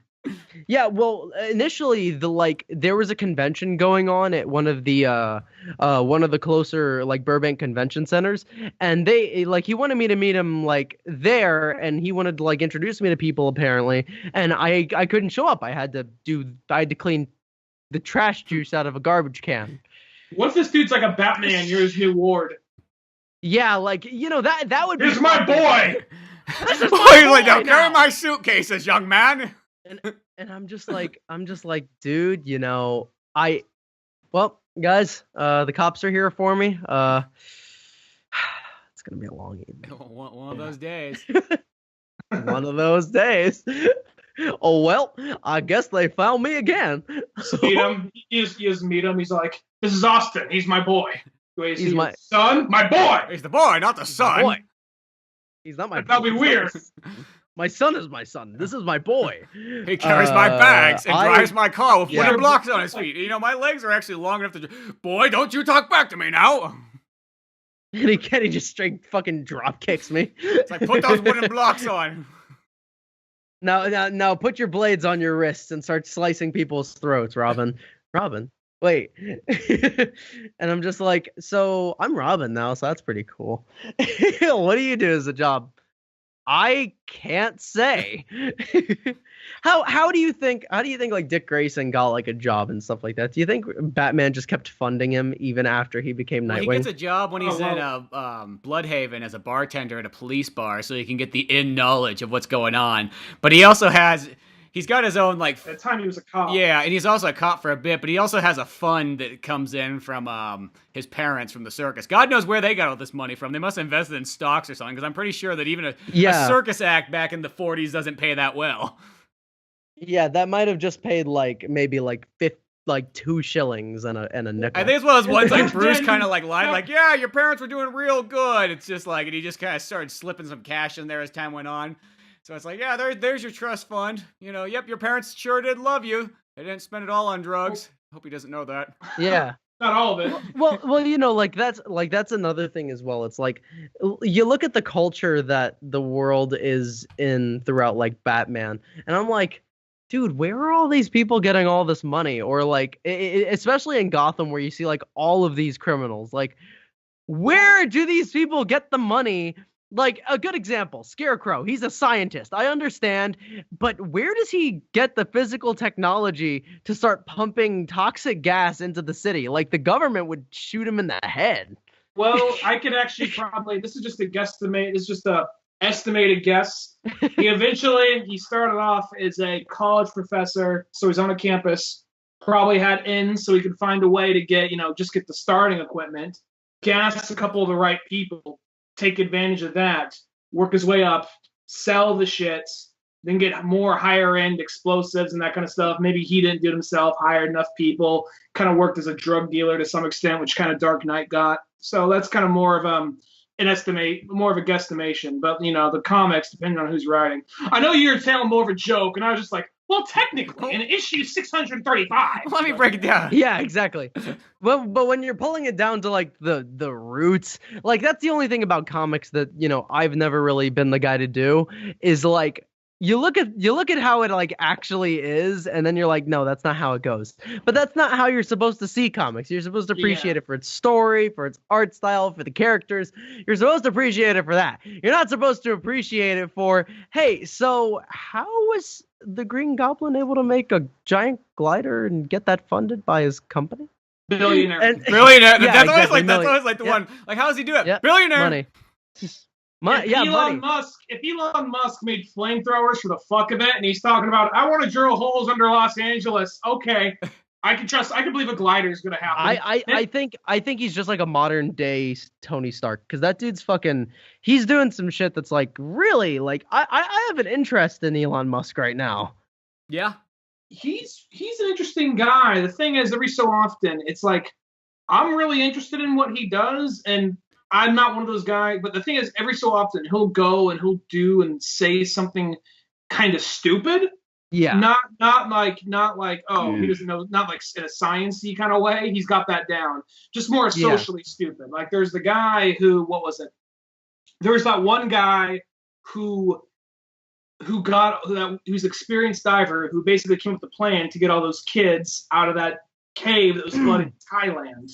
Uh-huh. And the guy kind of said something about Elon Musk's, because Elon Musk was like, hey, I got a little submarine that can maybe get those kids going. And then the guy said something like, yeah, the submarine wasn't really that helpful. It just seemed more like a publicity stunt, but whatever. Oh my God. And then Elon Musk says, oh yeah, at least I'm not some fucking pedo spending time in fucking Thailand trying to fuck boys or some shit like that. Yeah. Shit. Trying to fuck boys in my submarine. That's all you used it for. I know it. Fucking had cameras in there and shit. That is some crazy shit right there. Some petty ass shit. But then the guy's like, I'm sorry, that was my bad. I kind of let that out. But then you see him in other things, and he's just like, hey, I just shot a rocket up into space with my old car. Why? Because I fucking can. Fuck you. Yeah, it's like, I put a car in space. Who else can fucking do that? Like, that's also interesting. Like, when I saw that, I was just like, we're funding this, but I haven't seen us set foot on Mars yet. I thought that was totally privatized. Were we funding that? I thought that was entirely privatized by him. Well, if you're buying anything that he owns. Well, yeah, exactly. Oh, I thought you meant like tax dollars went to him shooting that thing up into space. Oh no! No, I'm pretty sure that's not what happened. No, yeah, because if that's what happened, that's only NASA. Yeah, exactly. That might have been like a hey, it would be cool situation. Like I think that's what happened, and a lot of people appreciated. I'm sure that car is currently being bombarded by asteroids right now. Well, things probably ripped apart. I mean, he said they were sending it to Mars, and he was like, "Oh, my car will be waiting for me when I get there." So. Yeah, but instead it's actually just a pile of red metal that got bombarded in space and somehow made it to the surface of Mars. I just like the idea of some race far supreme and far more intelligent than our own. They see the car like, who made this stupid piece of shit? Yeah, no, I could imagine. Looks like a baby's toy. I could imagine it's like them flying by like when you're driving on a highway and you see one lone billboard and you look at it and you're like, whoa, hey, what? I feel like it's that situation. It's like, hey, Jerry, hey, come look at this. What? And then you just see that one red car floating in space, and it's like, huh, how'd they get that up there? This is like that RC that didn't work we found on Mars. Just keep going. Yeah, it's like, all right, well, they made it that far. Let it go a little farther. We'll see what happens. Actually, nobody's gonna bother it. I can't take credit. I think it was Spencer that said this. I can't take credit for this, but I never thought of it. Spencer, I think you said, "Oh, I guarantee you, he's a heavy metal fan. He wanted to like recreate the first like 5 minutes of heavy metal." Yeah, that was the first thing I thought. My God, when I first saw that, I'm like, "Oh shit, he's literally just recreating the heavy metal scene." Ryan, fucking, I love that. I thought that was like, badass just because of that. Yeah, Heavy Metal was a great movie. I love the animation style. Yep. Oh, don't even get me started. I've listened to the entire album like 4 times over. Oh yeah, I've listened to it many a times. I love that movie a lot. I like that one. I like the second one, but just the animation, it's so good. Yeah, exactly. Like the animation is something that you'll sit and watch. I like when South Park did that parody of Heavy Metal. That was really funny. Major Boobage. Yeah. Yeah, Major. Oh fuck, I love that. And it was, it's my favorite because fucking. I remember seeing, that was the first time I had ever seen a movie before a reference, and I was like, oh, wait, really? And it was like an older reference. Like, I'm 95% sure people, like, a lot of people, because my mom showed me that movie, and it was like by accident. Like, her and her friend were watching it, and I walked in, and I was like, what is this? And my mom's friend turns around and to me and like dead stares me in the eye and says, Heavy Metal. And I'm like, oh. And I was listening to like Backstreet Boys at the time, so I ran up to the TV and I was like, this is awesome. Well, that's like when I was first exposed to heavy metal. It's like I had like the uncle, who's always got like a beer in one hand and it's in like a cozy and everything like that, and you never see him without a beer. Like he was the one like, oh, you gotta come check this out. He's like, and it was like when Heavy Metal 2000 first came out or whatever. It's like, this movie's fucking great, And he's like the same uncle that showed me like online like gambling and all kinds of stuff. Like, I mean, like literally, it's like 1997. God, he's like, dude, you gotta check this out. This is the coolest part of the internet. That's something that I think about on a regular. Like, I feel like I'm going to be an uncle one day. Like, and I was talking to my little brothers about it. Like, my little brother Jason. Like, I have 2 little brothers. I have one that's 18 right now, and I have one that's 16. Well, 15, but he's gonna be 16 soon. And like both of them, like Sammy, he's the most mature out of me and Jason, who is my middle brother, he's super strict and like really dead set on something when he does it. And he's actually a car salesman right now. And that's, oh boy, that's a tough gig right there. That's for a certain individual. Yeah. I tell you what. But I gotta say, the boy's fucking good. Like he's got a guy that's selling him like used cars, and Jason could sell Jason could sell iced Eskimos if he has to. So, I commend that. But like I was talking to them about it one day, and I looked at Jason when we were driving in the car, and I was just like, yeah, I don't think I'd be a very good father. I think I'd be a better uncle. And he was just like, yeah, you would be. And it was exactly in that tone. I was like, what does that mean? Yeah, well, fuck you, man. Yeah, you would be. And I was like, well, not to speak on own personal experience about that. I'm not a dad, but I do have nephews, and there was this one point where my nephews were living with me. I was back when I was living at my parents' house. They were living with us for about probably like a year and change, maybe. I see. And I went from being the cool uncle that would just like buy him shit, hang out with him for a day, and then disappear for like 3 months, and like, hey, it's easy to be the coolest guy in the room, and you give him shit and just fucking leave, or see him on the holidays. Take him to the movie theater or something like that. Yeah, see you in 3 months, like that. It's easy to be that guy. But then, like, when they actually start living with you, it's like, dude, what the fuck do you want? Exactly, and then like, it's the one thing, because like my uncle lived with me as well, and I love my uncle. He's a really cool guy. He taught me martial arts growing up, and he stayed in my house with me and my grandparents for a very long time, and I love that guy. But you live with somebody long enough, and you're just like, all right, well, yeah. And when you're not used to, you think it's time.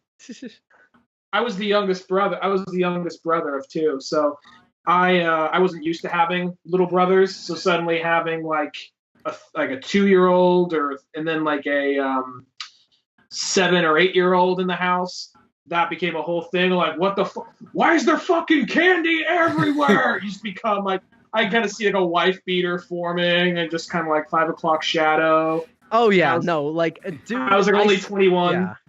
Well, no, imagine me. Like, I've had situations in my life where my mom has had like her friends who are also mothers stay at the house with like their 5-year-old kids, and they had my mom had one of her friends, I forgot her name for Christ's sake, but she was crazy, and her son was even crazier because she was that mother that didn't know how to take care of her kid. She'd be like, whenever the kid would like badmouth her or sass her, she'd be like, "Hey, time out," and the kid would be like, "Fuck you," and I'd be like, "Oh shit," and he was a little 5-year-old too. So Yeah. here's the thing. And you know, I was really cool with the kid. Me and him joked around a lot. We had a great time. And I've been a big brother to 2 little brothers. So I'm like, I got my bones. I'm good. One day, I had just finished having sex with my girlfriend in my room. And for the younger audiences, this is going to get a little risque. All I remember hearing was like a tiny knocking on the door, and then he said, "Hey, Austin." And I was like, oh, I'm like, hey. Oh shit! Wait, his name was Ryan. Yeah, Ryan, what's going on? And he was just like, "Hey, can I play your Call of Duty?" And I was just like, we're gonna have to push that to later, buddy. I'm a little busy right now. I'm doing some push-ups with my friend. And he was just like, "Oh, okay." And then he walks away, and we keep going at it, man, like fucking animals. And then He's sitting there fucking playing Call of Duty the whole time. Yeah, no. He like walks away, and then he comes back 5 seconds later. "Hey, Austin." I'm like, "Yeah, Ryan, what?" And like that was when I started getting like frustrated. I was just adding sound effects. I was adding sound Basically. effects while you tell the story. Yeah. No. I stopped. Like I had to stop because like my bed was a squeaker. That one had some vocals to it. Some acoustics. So I stopped. I turned around and I was like, "All right, Ryan, listen, go downstairs with your mom. I'm busy right now." And he was just like, "Okay." And then all I hear is just like a light stomping and then a stop. Like he walked away, but he only stayed like maybe 5 feet away from the door. And I was like, "You know what? I'm gonna spite this fucking kid." And I just started going fucking ham, like. And then you hear, and then like he's like, "Oh my God, stop hurting that lady!" And I was just like, "I'm giving her all I got," and then she was just like, "Stop!" And then He runs downstairs. did that. He ran downstairs. He was like, "Mom, Austin's hurting his girlfriend upstairs." And then my mom, who is fucking bipolar, runs upstairs and starts beating on the door like, "Austin, what's going on? What's happening? What are you doing to Stephanie?" And I was like, "Nothing. Leave me alone."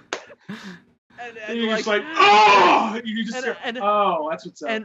And I put up my very large baggy sweatpants and I walk up to the door and I open it slowly, and Stephanie's just like curled up in the blanket ball, and she's just like trying to just stop existing. It's like all And the musk just rolls out of the room.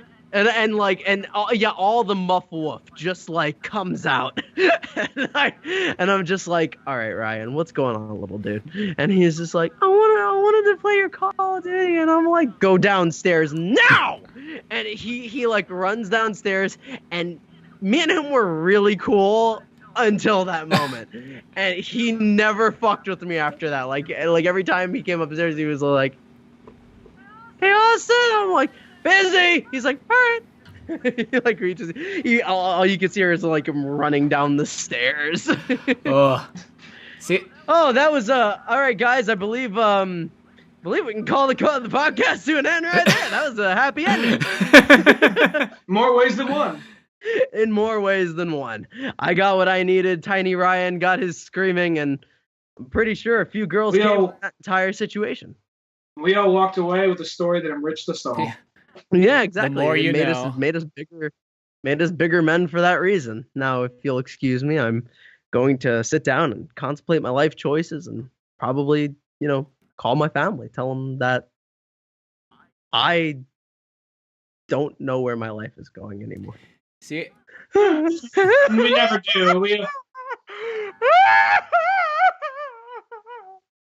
It's okay. Well, welcome to the club. See, I always just feel the idea of just having Just having these wild children running around in a house just sounds terrible, in my opinion. It seems like out of control pets as well, too. Like, Yeah, they talk back, and it's like, you can pet a pet. Like, this one's like, it'll just latch onto you. Like, oh, fuck, it's on my leg. yeah, it's one of those ones. They get older. Like, I'm cool with my nephews now, and I was even cool with them. But there was like this period where my brother and his girlfriend be working, and no one else be home, so I have to babysit them a lot. So, even though I love the kids over these days, I'm just like, dude, it'll be like one of those things. Like, okay, this show comes on at this time. He will sit there forever and watch that show. He can go play video games, whatever, Yeah, you gotta find those little things because it's like was like, hey, I'm not getting paid. These aren't my kids. Like, you know what I mean? I'll make him dinner. While Wubsy's on, he's not going to move for 22 minutes while that fucking show is on. He's going to move for, he might keep an eye, but he might be a little active. Ni Hao Kai Lan is on. But he doesn't give a shit about. Don't talk bullshit on Ni Hao Kai Lan. I'm not talking bullshit. My nephew preferred Dora. He liked Dora more than Ni Hao Kai Lan. Well, yeah. I prefer Ni Hao Kai Lan. I'll be honest. Yeah. I thought it was more interesting. It had more to say. Yeah, well, there was, I had a deep interest. Yeah, we're just now. This is like the Kitty podcast channel now. This is 10 years ago. Nick Jr. shows from 10 fucking years ago. Yeah, exactly, dude. Nick has come a long way, and I have a contract. Oh, by the way, I didn't tell you guys about this, but I actually have a contract with Channel Frederator now. Oh, there you go. Man. Yeah. I haven't worked on any shows with them yet, kind of just because I need to start getting with an agency. I need to start, publicizing myself properly, because as of right now, I'm still a freelancer.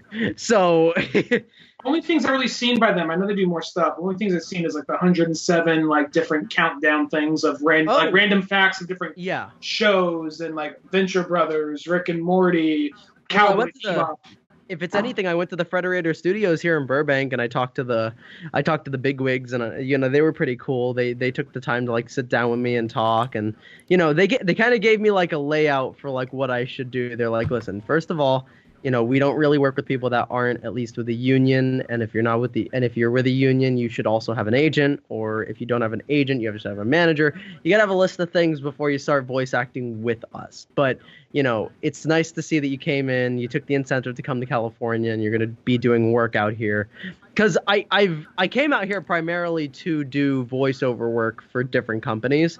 So hopefully, I'm gonna keep doing what I do. I just need to save a little bit more money, just a little bit more. Yeah, there's always that aspect there, and so on. But yeah, money's always a big thing, especially like living on your own. Because this is my first time living by myself. Mm-hmm. It's so far away from home too. Yeah, exactly. Because like living out in California, man, it's not the easy life that I was expecting, especially considering like with me getting arrested and stuff like that. That thing was a lot of money. The court fees and stuff like that. By itself, that was a fat dollar I spent. Well, it's always kind of funny too. It's like, because by living in California your whole life, like me and Ryan, it's like technically like I look at every other state and it's like, Jesus Christ, that is so cheap compared to California. Like everything else is like a step down, like Easyville. Like it's amazing. Like even like Las Vegas, like the price of like apartments, like nice fucking apartments there, they're like 1/4 the price of like California. It blows me away, and they got so much more bells and whistles and so on. And it's not that far away. Oh, well, it's because, it's also because, like, what's weird? It's because I'm living in Burbank that I'm not seeing the price gouging. But because, like, people that live out in Burbank, it's a lot of, like, corporate people. So it's more people that work in the offices already, the people that are, like, running this shit. Because, like, I run into people that work, that are, like, lead art designers inside of my building. And those people are pretty cool. I'm not really, I'm not really busting my ass right now to start, like, working with them because, got to get a bigger face on myself. Mm-hmm. But it's an interesting vibe in Burbank, and I went to Los Angeles, like downtown Los Angeles once. Gotta say, it's not very ideal. It's not somewhere where I want to go. Yeah, I'll be 100% honest with you. I've been to Los Angeles probably about a good like 5 or 6 times, but all the times I've been to Los Angeles, not gonna lie, it was when I was younger. And we just went straight to Disneyland, the hotel, and we left. So I can't really say a whole lot about Los Angeles, but aside from, the theme park, I remember a lot of it being very congested and very kind of like, hard to get. Oh, yeah. And I can imagine. It's cooler. Yeah, it's very busy. As an adult, I imagine it's probably a lot cooler. But at the same time, I'm already, San Francisco's not that big, but it's like 7x7. But they jam a lot in the 7x7 area. So I can only imagine. Exactly. Like I have been able to walk from one end of San Francisco to the other. And, it takes no time. Still get back to. Yeah, exactly. And still get back to my still get back to like my hotel room by like late day. It's still like that's the one thing that I've, if I ever end up working with like Ubisoft or if I ever end up working with like a really big video game company that's inside of there, oh my God, I'll start living in San Francisco immediately. Cause I loved San Francisco, especially, when I went there to visit, it was beautiful. Well, I'm wondering right now, and I'm not. Oh, sorry, Spence. I'll make this quick. I'm not trying to leave Spence out of this conversation, but I'm wondering, what do you think is more PC right now, San Francisco or Los Angeles? That's what I'm really curious about.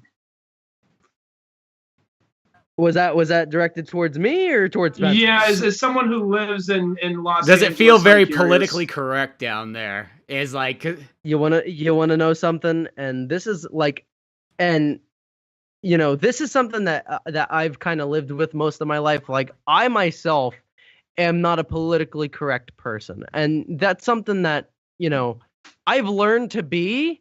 But living here, I haven't seen a lot of like people calling me like a cis white male or anything like that. But my humor is very dark and it's very cold, and when you're trying to make jokes and stuff like that and you're trying to be funny, some people don't take those jokes. And I'm starting to see that a lot of people who at least, the people that think they're important, but the people that are not very important, like that's something that I've seen. People that are way too politically correct are not actually good at what they do or are not very funny.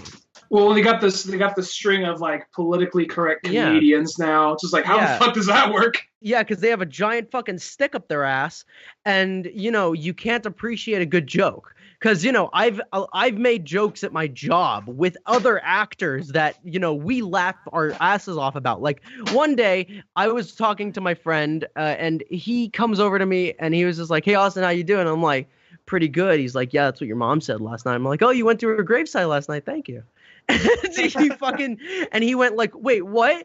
And I was just like, "Yeah, she's fucking dead. What are you gonna do about it? How do you feel? What do you feel inside?" And he's just like,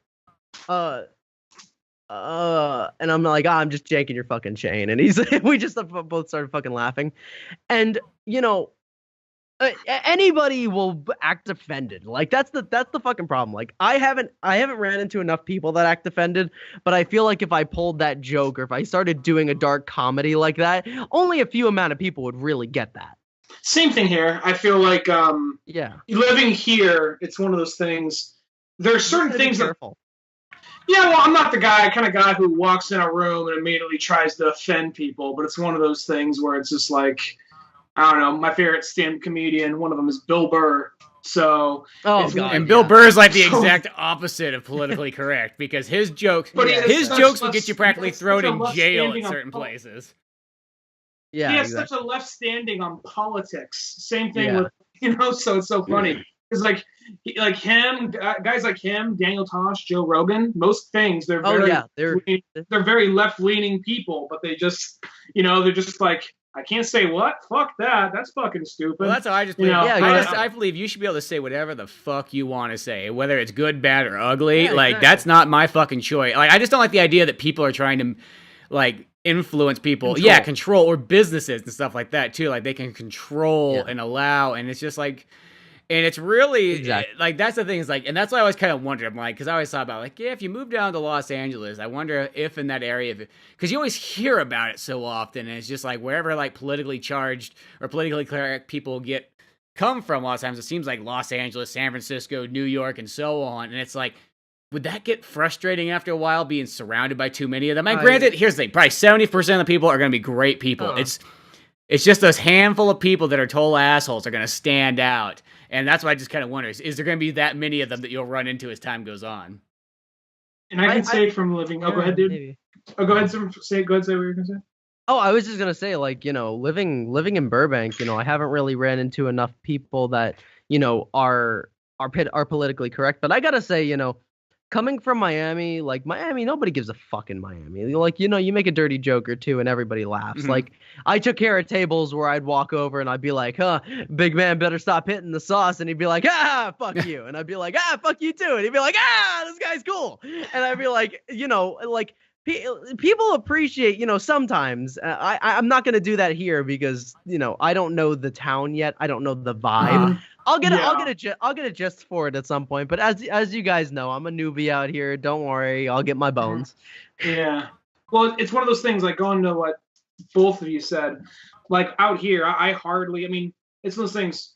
It's not like, everyone out here is super politically correct, but you do kind of notice that. You do kind of like, I noticed it a little bit more since I moved out here in some aspects, but not to the level of kind of like, not to the level of just being like, oh, what's your pronoun? I kind of notice it if I go to like, I have some friends who are into some art shit, and I went to like an art show, and maybe I bump into that kind of thing there. But beyond which is expected. But have either of you guys seen? Best example of this. Have any of you guys seen any bit of Sacha Baron Cohen's new show, Who Is America? No, what channel was that even come on?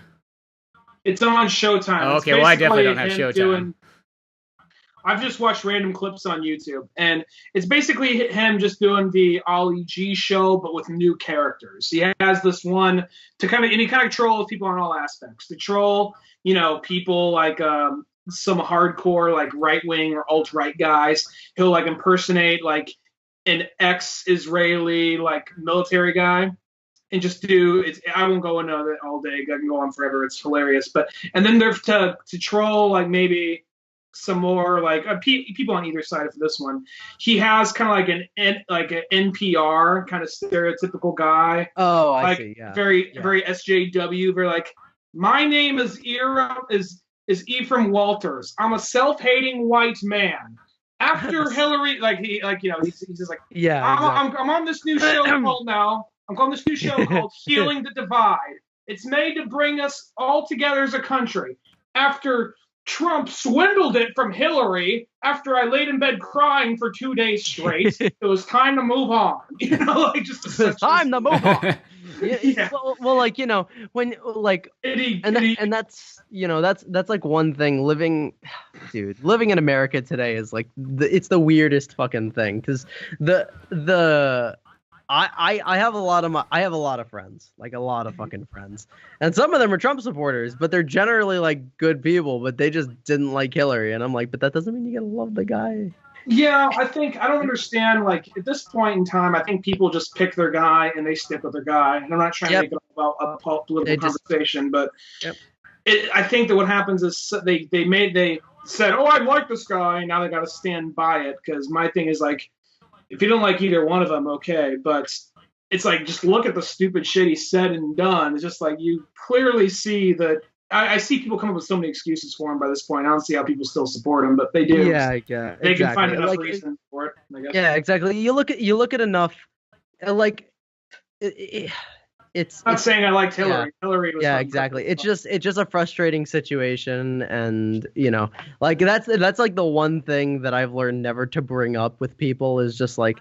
I don't give enough of a shit because as I said before, I'm a Zen guy. I don't worry myself with all that because as of right now, I just gotta let this shit sort itself out because whether I dig my hand into the cookie jar or not, the cookies are gonna get taken out and shit's gonna get fucked up. Yeah, and that's how I was kind of looking at it. Like, whenever people, like, watch, like, 2 hours of news a day, I gotta stay informed. And it's just like, Here's the thing. If you're gonna go out and do something about it, cool. Be the news guy. But if you're just gonna watch that stuff and it's just gonna make you frustrated and you're just gonna sit on the couch and complain, like, why do you do that to yourself? You know what I mean? At the end of the day, like, just enjoy shit. Go watch movies. Go play video games. Listen to music. Do fun stuff. Like, who cares? Because the world's still gonna run without you watching the news. You're not contributing anything to it by watching it. And a lot of times, exactly. And that's especially this day and age. Like, if you're watching things off regular TV, I always kind of hate to say it, but it's like. You almost can't trust normal TV. Exactly. If there's advertisers involved, you really can't trust it. Like, how do you know like what they're saying is right? You know, because they have to point to a demographic. They have to kind of conform to the idea of the people that's following them. They can't really deviate, and they can't become biased. They can't be like that because they don't get paid for being biased. They get paid for giving information that their viewers want to hear. Yeah, exactly. You just can't just speak the truth or just speak like what's going on. You have to have like sort of like a mission of what you're doing, and then like a pathway chosen already. Well, yeah, exactly. I used to watch Young Turks a lot, and then the thing about them, though, because I was like, oh, they're very left-leaning. They seem to have left-leaning politics, but they even really bash Obama in other aspects. So I guess they're kind of neutral if it comes to that. And there's still some left-wing shit they really jump on, but at the same time, though, I kind of did start to see a bias, and they started to swing a little bit into that ridiculous SJW. You can't say that, Sam Harris. You can't say that, that kind of thing. Yeah, exactly. It's like you're not allowed to say that. It's like I can say whatever the fuck I want because it's America. God damn it! And it's one of those things. Like I can still agree with them on some things, but once they started to go that direction, I'm like, okay, you guys found an audience. You don't want to lose that audience, so now you're trying to cater more to that audience and kind of skew things a particular way. It's like I'm a fairly left-leaning person, but it's one of those things that when I see there's a bias, it kind of makes me not take it as seriously. And it's kind of exactly. The funny thing too is like the farther it's kind of gone is that liberal people have become like this. Not all of them. Once again, it's always like 70% of people are always great. It's those 30 or 25% that just stand out that just make it bad for everybody. But maybe even less than that lots of times. Maybe it's only 10%. But it's funny how like the liberal parties really become very, very like they always have been kind of like anti kind of like Nazi, but they really have become closer and closer to controlling people, telling them what they can and can't do, what they can and can't say. And oddly enough, it's not like all the Republicans or like all the conservatives, but that party on that side, not the extremists, seems more open now. It's funny, and maybe it's that rotational things. You know what I mean? Because like in the 1800s, the Republican and Democrat Party was completely different. They're almost like polar opposites. Is it going to slowly start to rotate around, like orbit around as, in like 40 years from now? Are we going to see it? Well, it kind of has to, dude. Like here's the problem. Here's why politics are as interesting as they are and why they can fluctuate the way that they do. Because depending on how the world is running, depending on how governments are running, certain political parties will rise and fall in popularity depending on who is the most popular demographic at the time. For example, Democrats became really big throughout like the 70s, through the 80s, the 90s, the 2000s. And then as they were at their peak with like Obama, the Republicans started getting like a little bit of leverage just with like all the shit that the government can do. Like you can manipulate a lot of things to happen to a lot of people so that you can get your message out. It's just so weird to me, kind of going off what Spencer just said a second ago. It's just so weird to me that almost, I guess you wouldn't call, punk rock to some extent would lean more left, but it seems so weird. The closest thing we really have to a punk rock movement at the moment is like the alt-right, which fucking sucks. It's not really the alt-right. It's like the people that are more punk rock. It sounds kind of weird. Is like the libertarians, the people that like want like. I guess I mean the people that think like like this is edgy, this is different, this is gonna shock people. Fuck you. Exactly. I'm doing this because it's gonna piss somebody off. Oh yeah, well there's that attitude, like the shock value kind of thing. Yeah, exactly. And shock value is good at like its core, but when you start doing it and it starts offending like everybody, that's when I think people should stop doing it. Yeah, well, it's like shock value always needs to be kind of savored. You know what I mean? Like you save it for a special moment like that, just like that. It's supposed to be like a fine wine. You save it for an occasion when you could just bust it out and everybody. And you'd be like, oh my god, that was so extreme. That just topped the whole event off, But not like if you're using shock value as like your every other line, then it's like, well. Then you just get used to it. It's no. Yeah, there's like when D's nuts ran for the United States president. Listen, I appreciate it. Yeah, I give that guy credit for just being able to try to get that on the ballot right there. Like, shit, give him 15 more years, maybe he can go again. Yeah, exactly. Or 16 more years. Exactly, but when you start making the Pokemon go to the polls shit, you're just trying to be a meme. Then that's not very smart. Did anybody by chance see Black Klansman? I haven't. Oh wait, whoa! I've heard of it, but I have not seen it.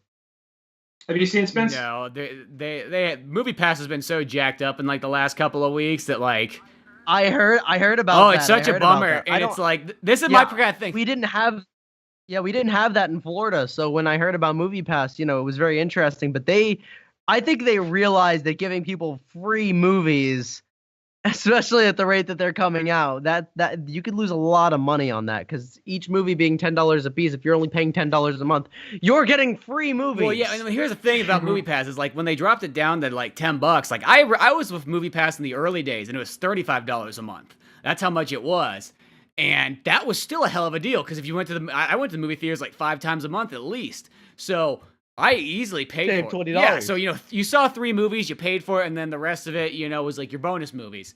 So when they dropped it down to 10, they switched my plan because I had an initial one. They gave it to me for a year for $8 a month. And then it's like one of those ones like now it's like they're doing the thing. It's like since they dropped it down to 10, almost kind of like idiots, they can't sustain it, but they're too afraid to raise it. And it's like I'll flip through, it's like in all of Central California, I'm like, oh, there's 2 movies I can see. Oh, big fucking whoop. Well, it's kind of. I think it's kind of like they twisted their own arm financially, because when they had the $30 a month thing, it really helped. It gave people a good chance to go and get extra bonus movies if they were a really fun cinephile. Yeah.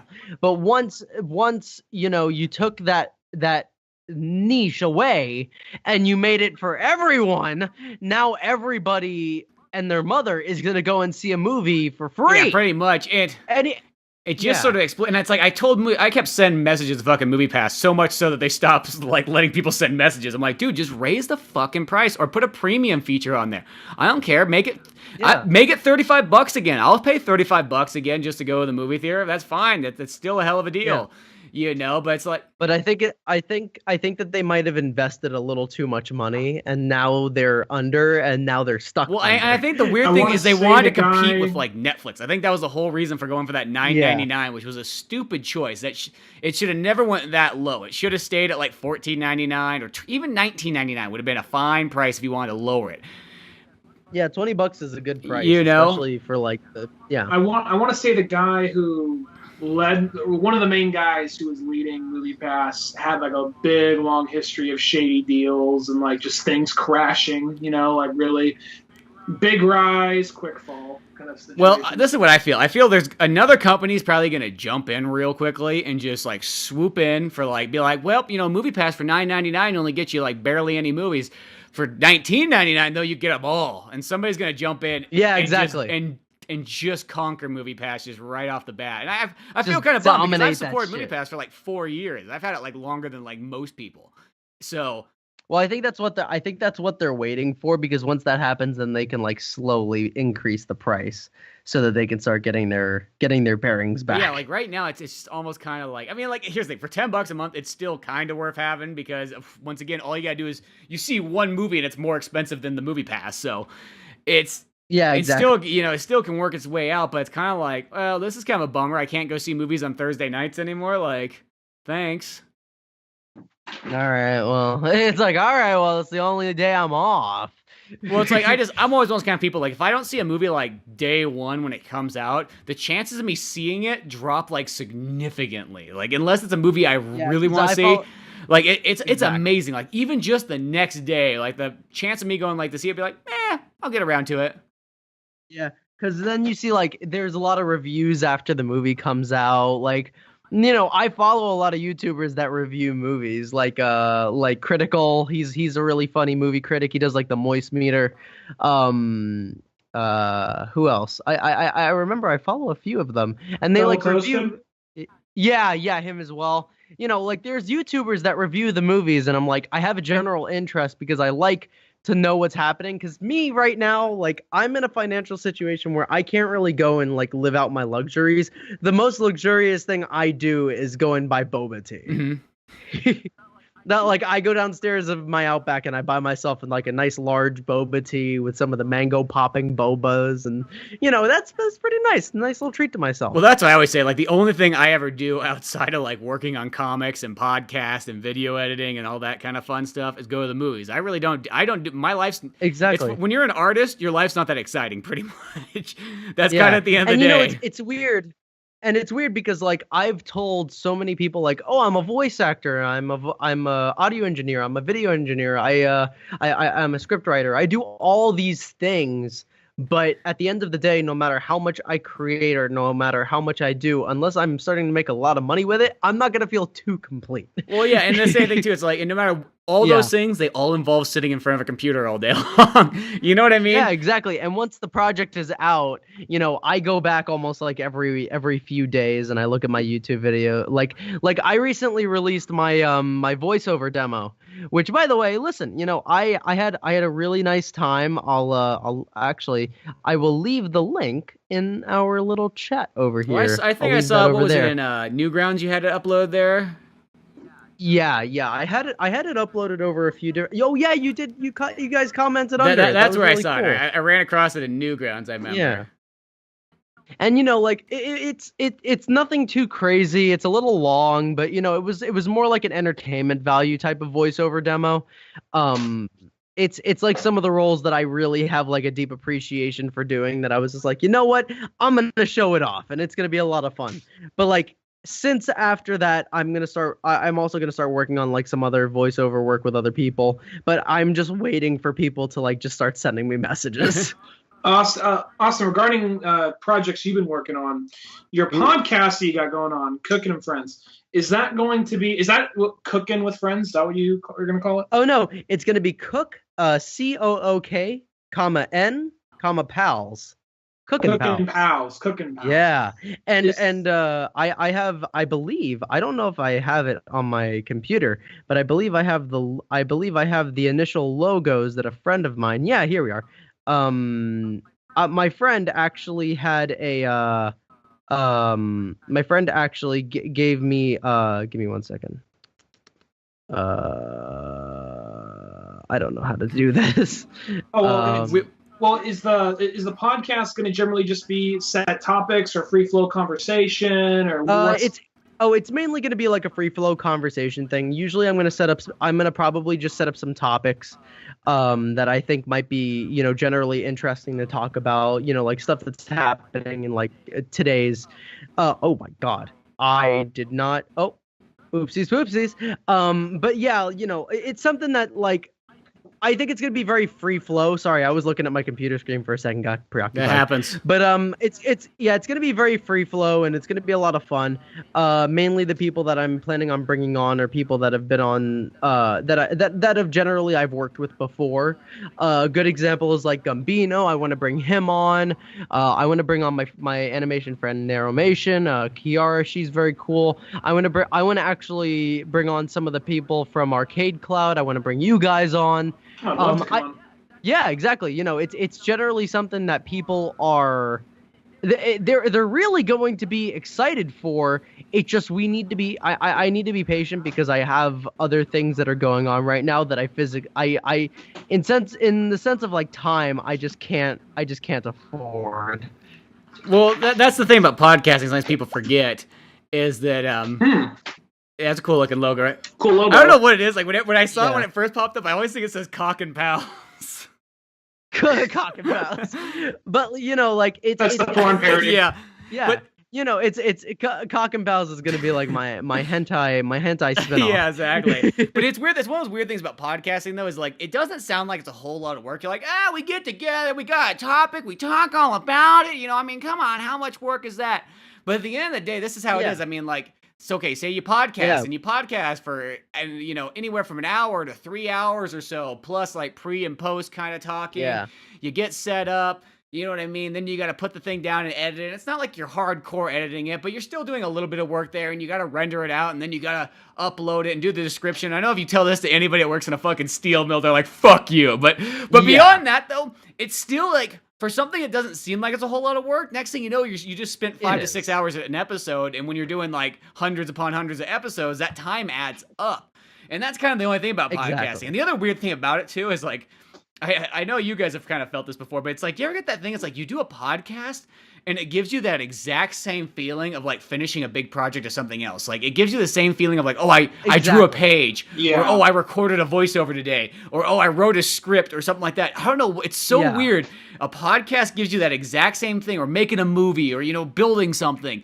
but all you did was sit around and talk with friends or like interview people or have a good time. And it's kind of weird how that is, but it's also a good time all at the same time. Well, it's interesting because like this is one of the things that I love deeply, like podcasting and talking to people, because I'm a voice actor. I want to talk. This is just the one thing that if I can one day ever make money doing something, it'd be podcasting, because it's such a great time. It's fun just being able to sit down, talk with a bunch of people for a while, and people get value out of it. People will sit down and listen to it, but probably before they go to bed, while they're working, like. People are listening to this at some point, at some time in the day, and they're enjoying it. I feel like podcasting really comes in so much handy for working and driving. Like those two things, to me, I feel like, not saying people don't listen to podcasts when they do other stuff, but I feel like there's so many people, it's just like, man, I can throw on podcasts. I got an 8-hour shift. Guess what? I'm going to listen to 3 or 4 episodes. Really kill some time. It's all free. It's not, like audiobooks are great and all, but audiobooks are expensive. You know what I mean? At the end of the day, I don't... Exactly. Unless you can get those like halfway discounts from Audible or something like that, audiobooks are expensive, but podcasting's free, and you can jump right in and so on like that. Yeah, my kind of because I've watched Sleepycast. I've watched every single episode of them before I go to bed, and like since in the past like 2 years, I think I've listened to certain episodes like consecutively, just because like the jokes are so funny and it's just fun to listen to. Those guys are so fucking rowdy and twisted. Yep, and I fucking love it. It's like a good show though. It's a really funny show. Yeah, and like I want to be able to do that with you guys one day. If we could ever just like sit down in like the same room, and we're getting closer to it. It's though. actually not that far off. Hell, we could all meet in now. Fresno, and we'd be about perfect. Yeah, and that that's something that I generally be interested in. And it just takes a little bit more time. I need to get my license under. That's kind of the only thing holding you back at the moment. Yeah, that would be. You just put a thought in my head, like we meet up in Fresno. I just imagine us just going to some dingy, like diner in Fresno. Like, don't get many of your tops around here. Well, we don't get many of the podcasty people around these. Remember that part of Fresno we went to when we saw Wednesday 13? That was pretty nice.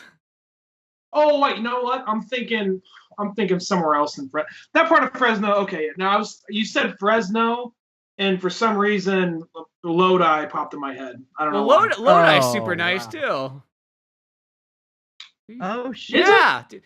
I spent a whole lot of time in Lodi, and it's a town that nobody ever brings up or mentions, but like it had badass comic book stores, tons of great restaurants. Oh, that's right.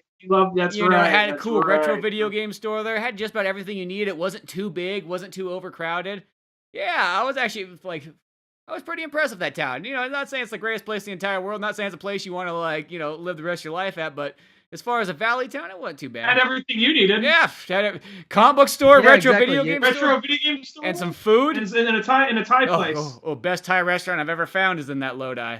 But yeah, like meeting up in person wouldn't be that out of the question. And there is something to be said about doing podcasts in person. It makes the biggest difference. Awesome. I just heard fucking money go off. That means I just sold something. Fucking right. Oh no. Well, I've done that before. Closer.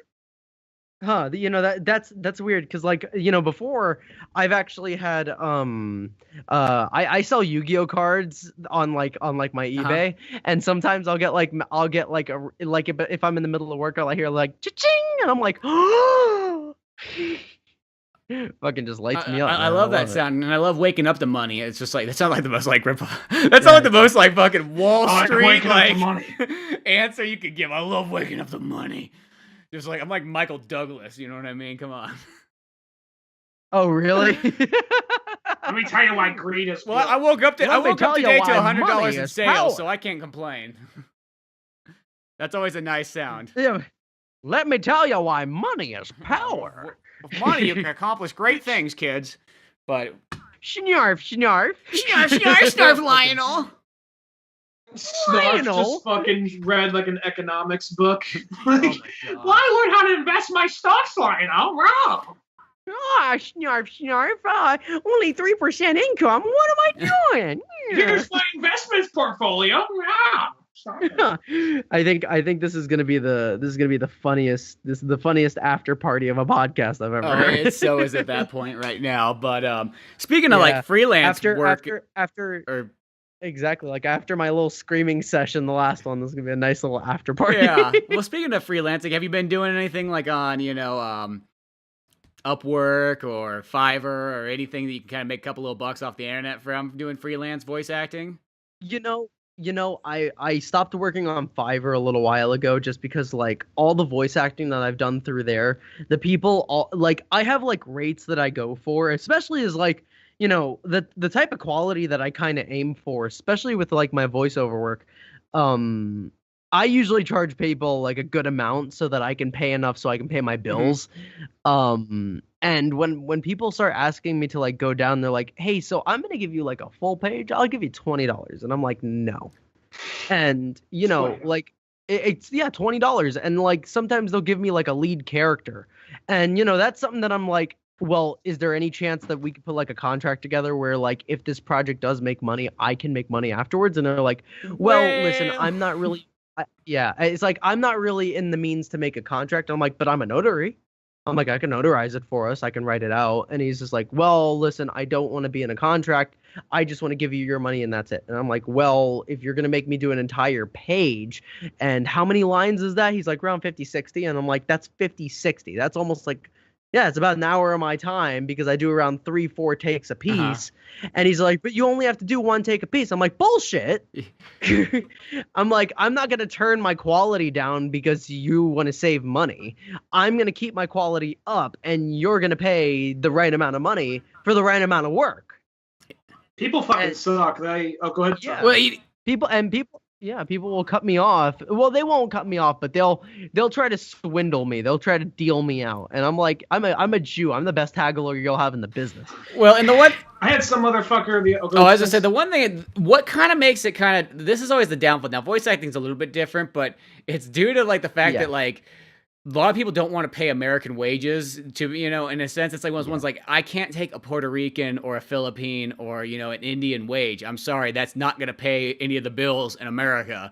You know what I mean? It's like, oh yeah, if I give you $20, you'll be able to buy a whole dinner for yourself. But if you give me $20, I can get some milk and some crackers down at the mini mart. Yeah, exactly. It's like, come on, you know what I mean? Like, yeah, there's some people that you can give them $200 and that'll last them an entire month. But in like the U.S., $200 is going to barely last you like 3 days.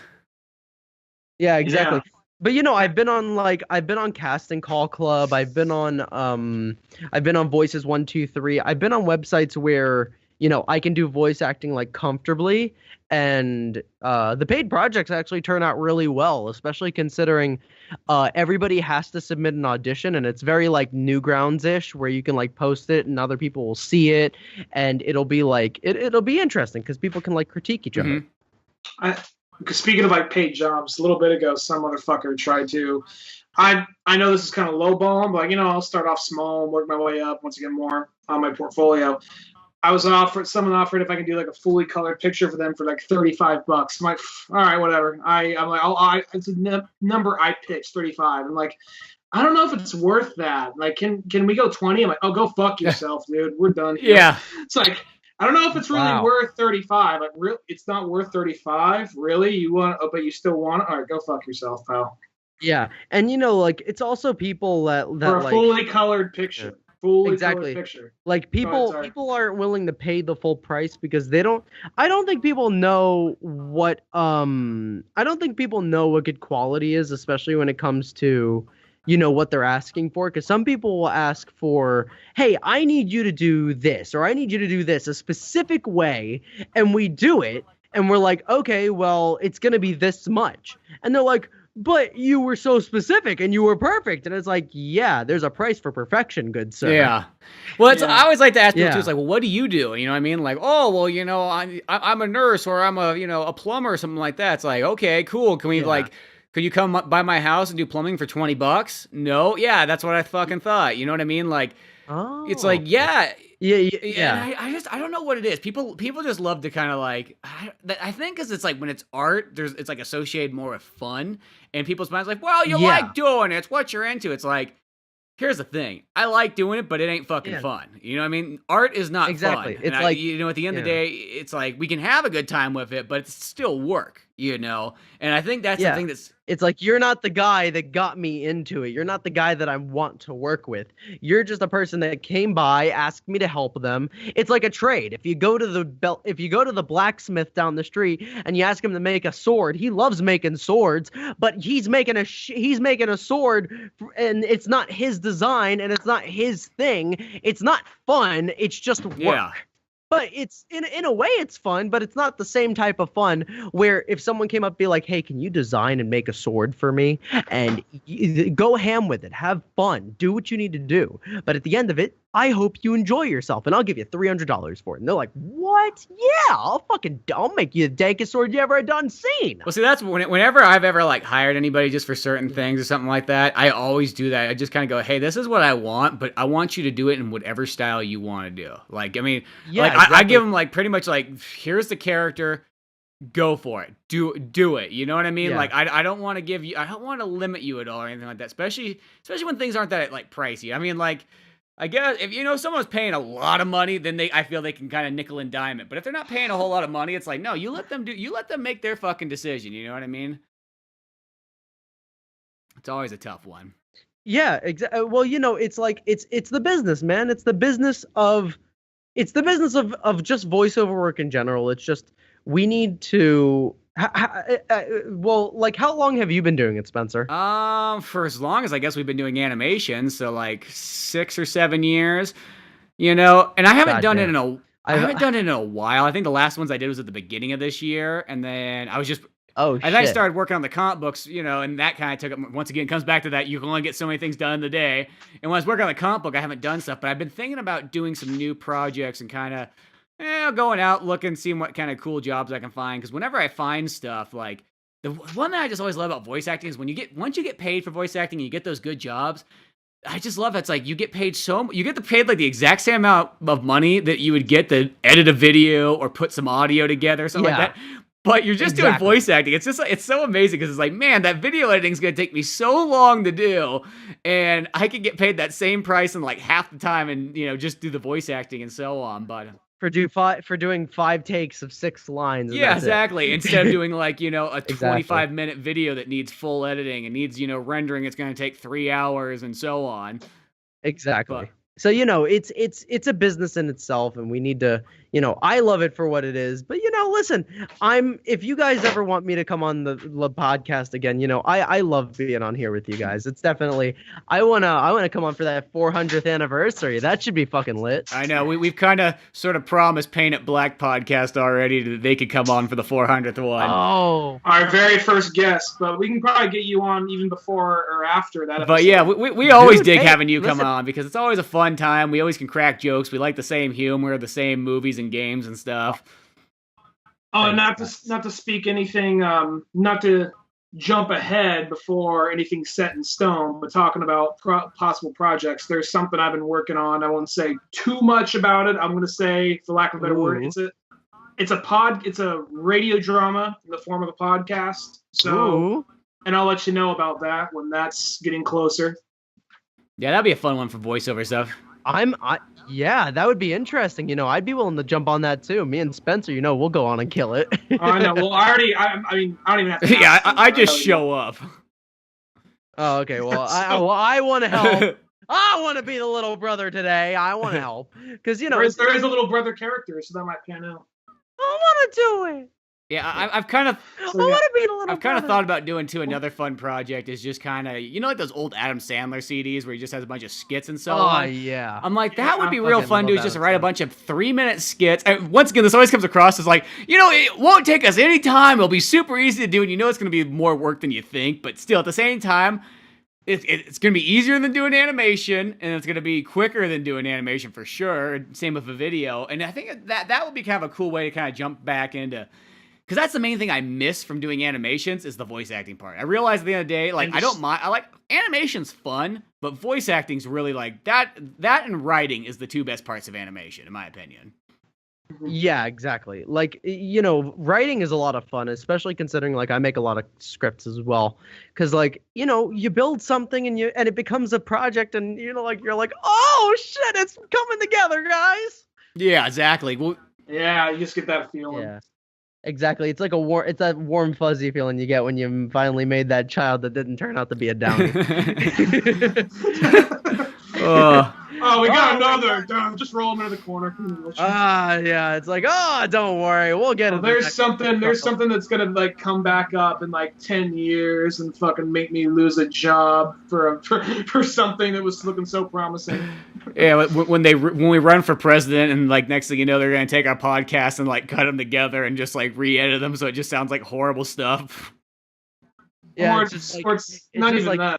It's like they took my Downey statement and made it into Austin said that this child was a Downy, and I was talking about Downey, the quicker picker upper. That's what I was talking about. Yeah, the fucking Stark guy. I don't know, man. Don't talk about me like that. And then they took "Don't talk about me like that" and put it somehow into "I hate Nazis" or like "I hate Nazis but love them at the same time." Oh my god. Oh.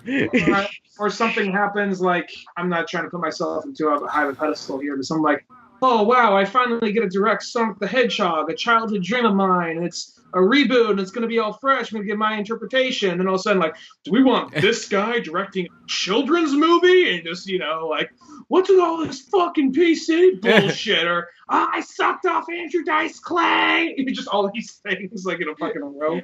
And then it's just like, God damn it, are you recording me?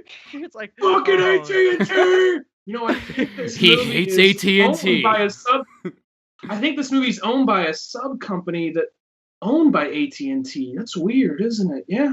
Yeah, that's the thing. Well, that's probably one of the only downfalls to doing a podcast is that it pretty much makes it practically impossible for you to run for like president or anything like that.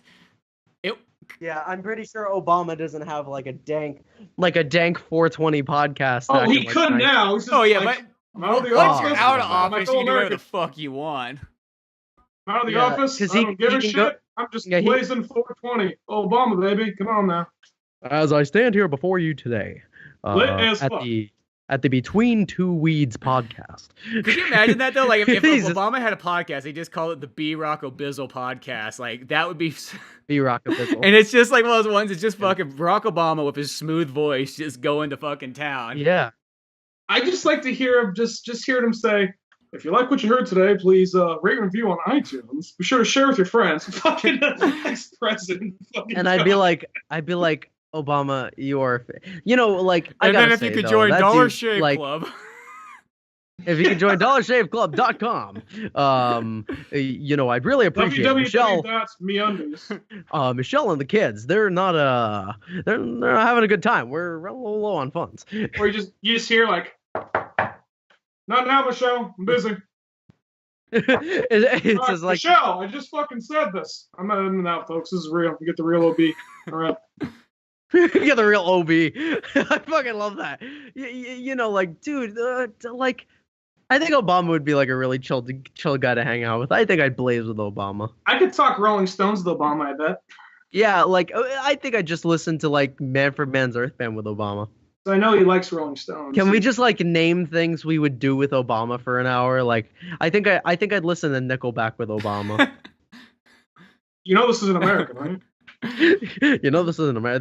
That was in New York. I was in New York, and I was like, I've never been to New York. He's like, you should try it one day. I'm like, I would just try the most random thing, like, hey, Mr. Obama, like, yes, you want to play like Street Fighter 3 Third Strike on Dreamcast? Yeah, sure. Let's fuck give it a shot. I would do ayahuasca with Obama. I would drink ayahuasca with Obama.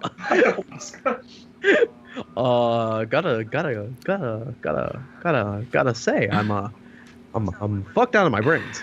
Michelle! Michelle, you gotta take this shit. It's amazing. This little white boy, he just brought this. This little white boy, he said he'd carry my bags and everything. He said he'd be my turnbuckle. Turnbuckle, what were you? Turnaround? Whatever. A roundabout. Yes, let's listen to it. I'm like, oh wow, Obama's getting real. He's like, we got a boy now. It's your turn, Whitey. Grab my shit. Do you guys remember that Dover Boys thing? The fucking I hate those Dover Boys. They drive me to drink. God, no, I don't know what that is. What? Oh my god, there's a joke, and it's like do you know that song from Yes, the Roundabout, where it's like do do do do do do do do do do. Yeah, there's a joke where it's like the character, it's so stupid. I wish, like, I wish comedy was less dumb than it is, but god damn it, it's the funniest thing in the world, because it's like it got me into Yes again. Like, I hadn't listened to Yes in like maybe like 2 or 3 years. And it's like, I didn't know that this was like a whole thing. But I wish I'm gonna send this to you guys, and you can you can watch it afterwards. But there's 9 out of 10 people listening to this that have listened to the Dover Boys Yes Roundabout meme, and it was so, oh my god, I couldn't fucking breathe. It's just like, a roundabout. I'll steal it! No one will ever know! And then he just goes, all you see is like the frame between him being not in the car to in the car, and it's just like the funniest thing. And also my voice cracked when I did that, because I haven't had water in like an hour. I need to see that, yeah. Whenever I think Yes, I just think, for the queen to use. For the queen to use. Yeah, no, like that's, dude, like, let me see if this is the one. Michelle, the boy's talking about Yes. You know what he's talking about? Yeah, he's just going crazy now. Yeah, dude, like, One minute I'm playing as Makoto in Street Fighter 3, and next thing this boy's talking about Yes. Yes to what? I don't know. Yeah, Yes I don't want to what? say yes to anything. I don't know. trust him. Here, so we're all gonna watch this. We're all gonna watch this as like a nice little closing out to the podcast. I gotta go do my milk run, and I'm gonna play some Yu-Gi-Oh. We're doing audio. We're doing the audio react to this. Are we? Yeah, the audio react. Okay, so I'm gonna try and speak on this. It's only 14 seconds long, so it's not that long. Yeah, it's not very long. Fucking ad that's gonna take 15 fucking minutes to Yeah, it'll load. be longer than it. Probably us all throwing this thing up is just gonna fucking. It's the shortest fucking thing in the world, but I want you guys to appreciate it. I want you to enjoy it, and I know this is gonna be hard on the editing, but good lordy, it's funny. It was the original Yes Roundabout meme, and it's I'll show it to my kids. Kids, this is not to sound like an old man, but I'm surprised a lot of kids this day still know of like a progressive rock band from like the 60s and 70s, like Yes. Well, I know internet's a thing. Yeah. But... yeah, the internet's a thing, and I got Google Music, and I only pay $4 a month, and I get unlimited music all I want. There you go. And I get unlimited YouTube Red, which is funny. Huh? That's a good deal. What else is the? Yeah, right. Like you never noticed how what it's weird, because like Google Play, like if you get signed up with them, you don't have to pay for Google Red. Because YouTube Red's like $10 a month or something like that, or $7.99 or something like that. Yeah, I had like the 3-month free trial, and you kind of get spoiled by not having any ads, and then this is the weird thing that, like, I know we're going just like off topic, but it still relates to podcasts. Is you need Google Red to pretty much listen to podcasts if you want to do them off YouTube, or else, unless you just like having your screen open the whole time, you know what I mean? But it's so weird that they lock that feature into and that burns it, through my battery. Click your screen off when unless you go to like Mozilla Firefox. Just murders your battery life. Yeah, that's the fucking worst thing. But yeah, so I believe Austin's gonna start heading out. I gotta go get my sleep. I have a long day. I'm gonna go get that job with the logistics company you got tomorrow. That going. So well, that'll be probably today, because I'll probably upload it by tomorrow. So today you'll be doing it. Yeah, gotta think of the future. But that's always the other thing too, is you always forget how long you've been podcasting when you have a split in the Skype, because you're like, oh yeah, it hasn't been. It's like hour and 20 minutes. You're like, oh shit, there was like another hour that we were on before this. Yeah, like I have an entire Ableton. How long do I have now? I have 135 minutes, which constitutes the 2 hours and 15 minutes. Okay.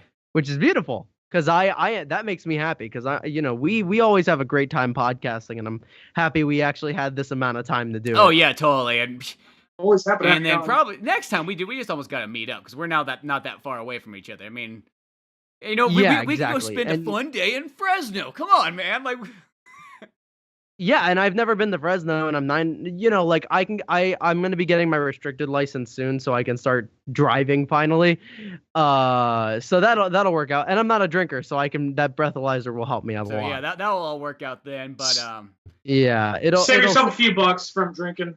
Yeah, exactly. Well, I don't drink a lot anyway, but I will make us all food, so that'll be pretty cool. There we go. That always works out.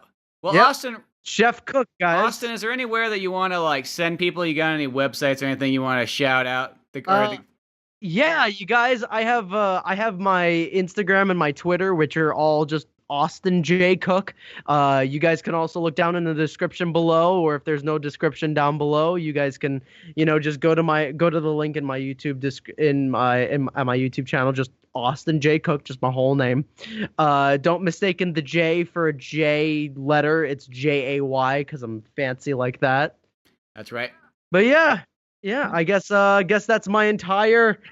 I don't have a lot of credentials. I got a YouTube channel where you can go and see my voice acting stuff. I have a Newgrounds as well. I have an Instagram and a Twitter where you could see me post every single meme that exists. Well, cool, dude. I'll try to make sure to at least put a couple of those ones in there so people can at least find you. And if they find one, they'll hopefully be able to lead to the others and so on. But yeah, exactly. They all lead to each other. They're all tied together at some point. But then other than that, though, you can check out oldmanorange.com for more comics, podcasts, movies, animations, and a whole lot more. I'm Spencer Scott Holmes. I'm Rand Dunigan with our special guest, Austin J. Cook. And we'll see you some other time. Later, folks. Bye. See you guys. We'll see you guys. We're out here now. Yes, on the radio show. Thanks again for listening to the Old Man Orange podcast. Sure, check out oldmanorange.com for more podcasts, cartoons, music, animation, and a whole lot more. We also have the Old Man Orange blog going with all kinds of fun stuff. If you easily want to support the show, use one of our Amazon links either on the website or in the description of the podcast below. Rate, review, and subscribe to the show either on Podbean, iTunes, Spotify, YouTube, Newgrounds, or anywhere else that you seem to get this podcast from. Grab the sitcom-styled comic book Pizza Boys on either Comix Central, Comixology, or Amazon. Want more podcasts? Check out the Indie Comics Club over at Comix Central. I also got a workout website called Thor's Hidden Gym, filled with fitness tips and tricks, videos, and a whole lot more fun stuff in the calisthenics world. Talk to us on Twitter at Spencer S. Holmes and Dunigan Ryan. Like our Facebook pages of Old Man Orange Productions and Pizza Boys Comic. Thanks again. We're out of here.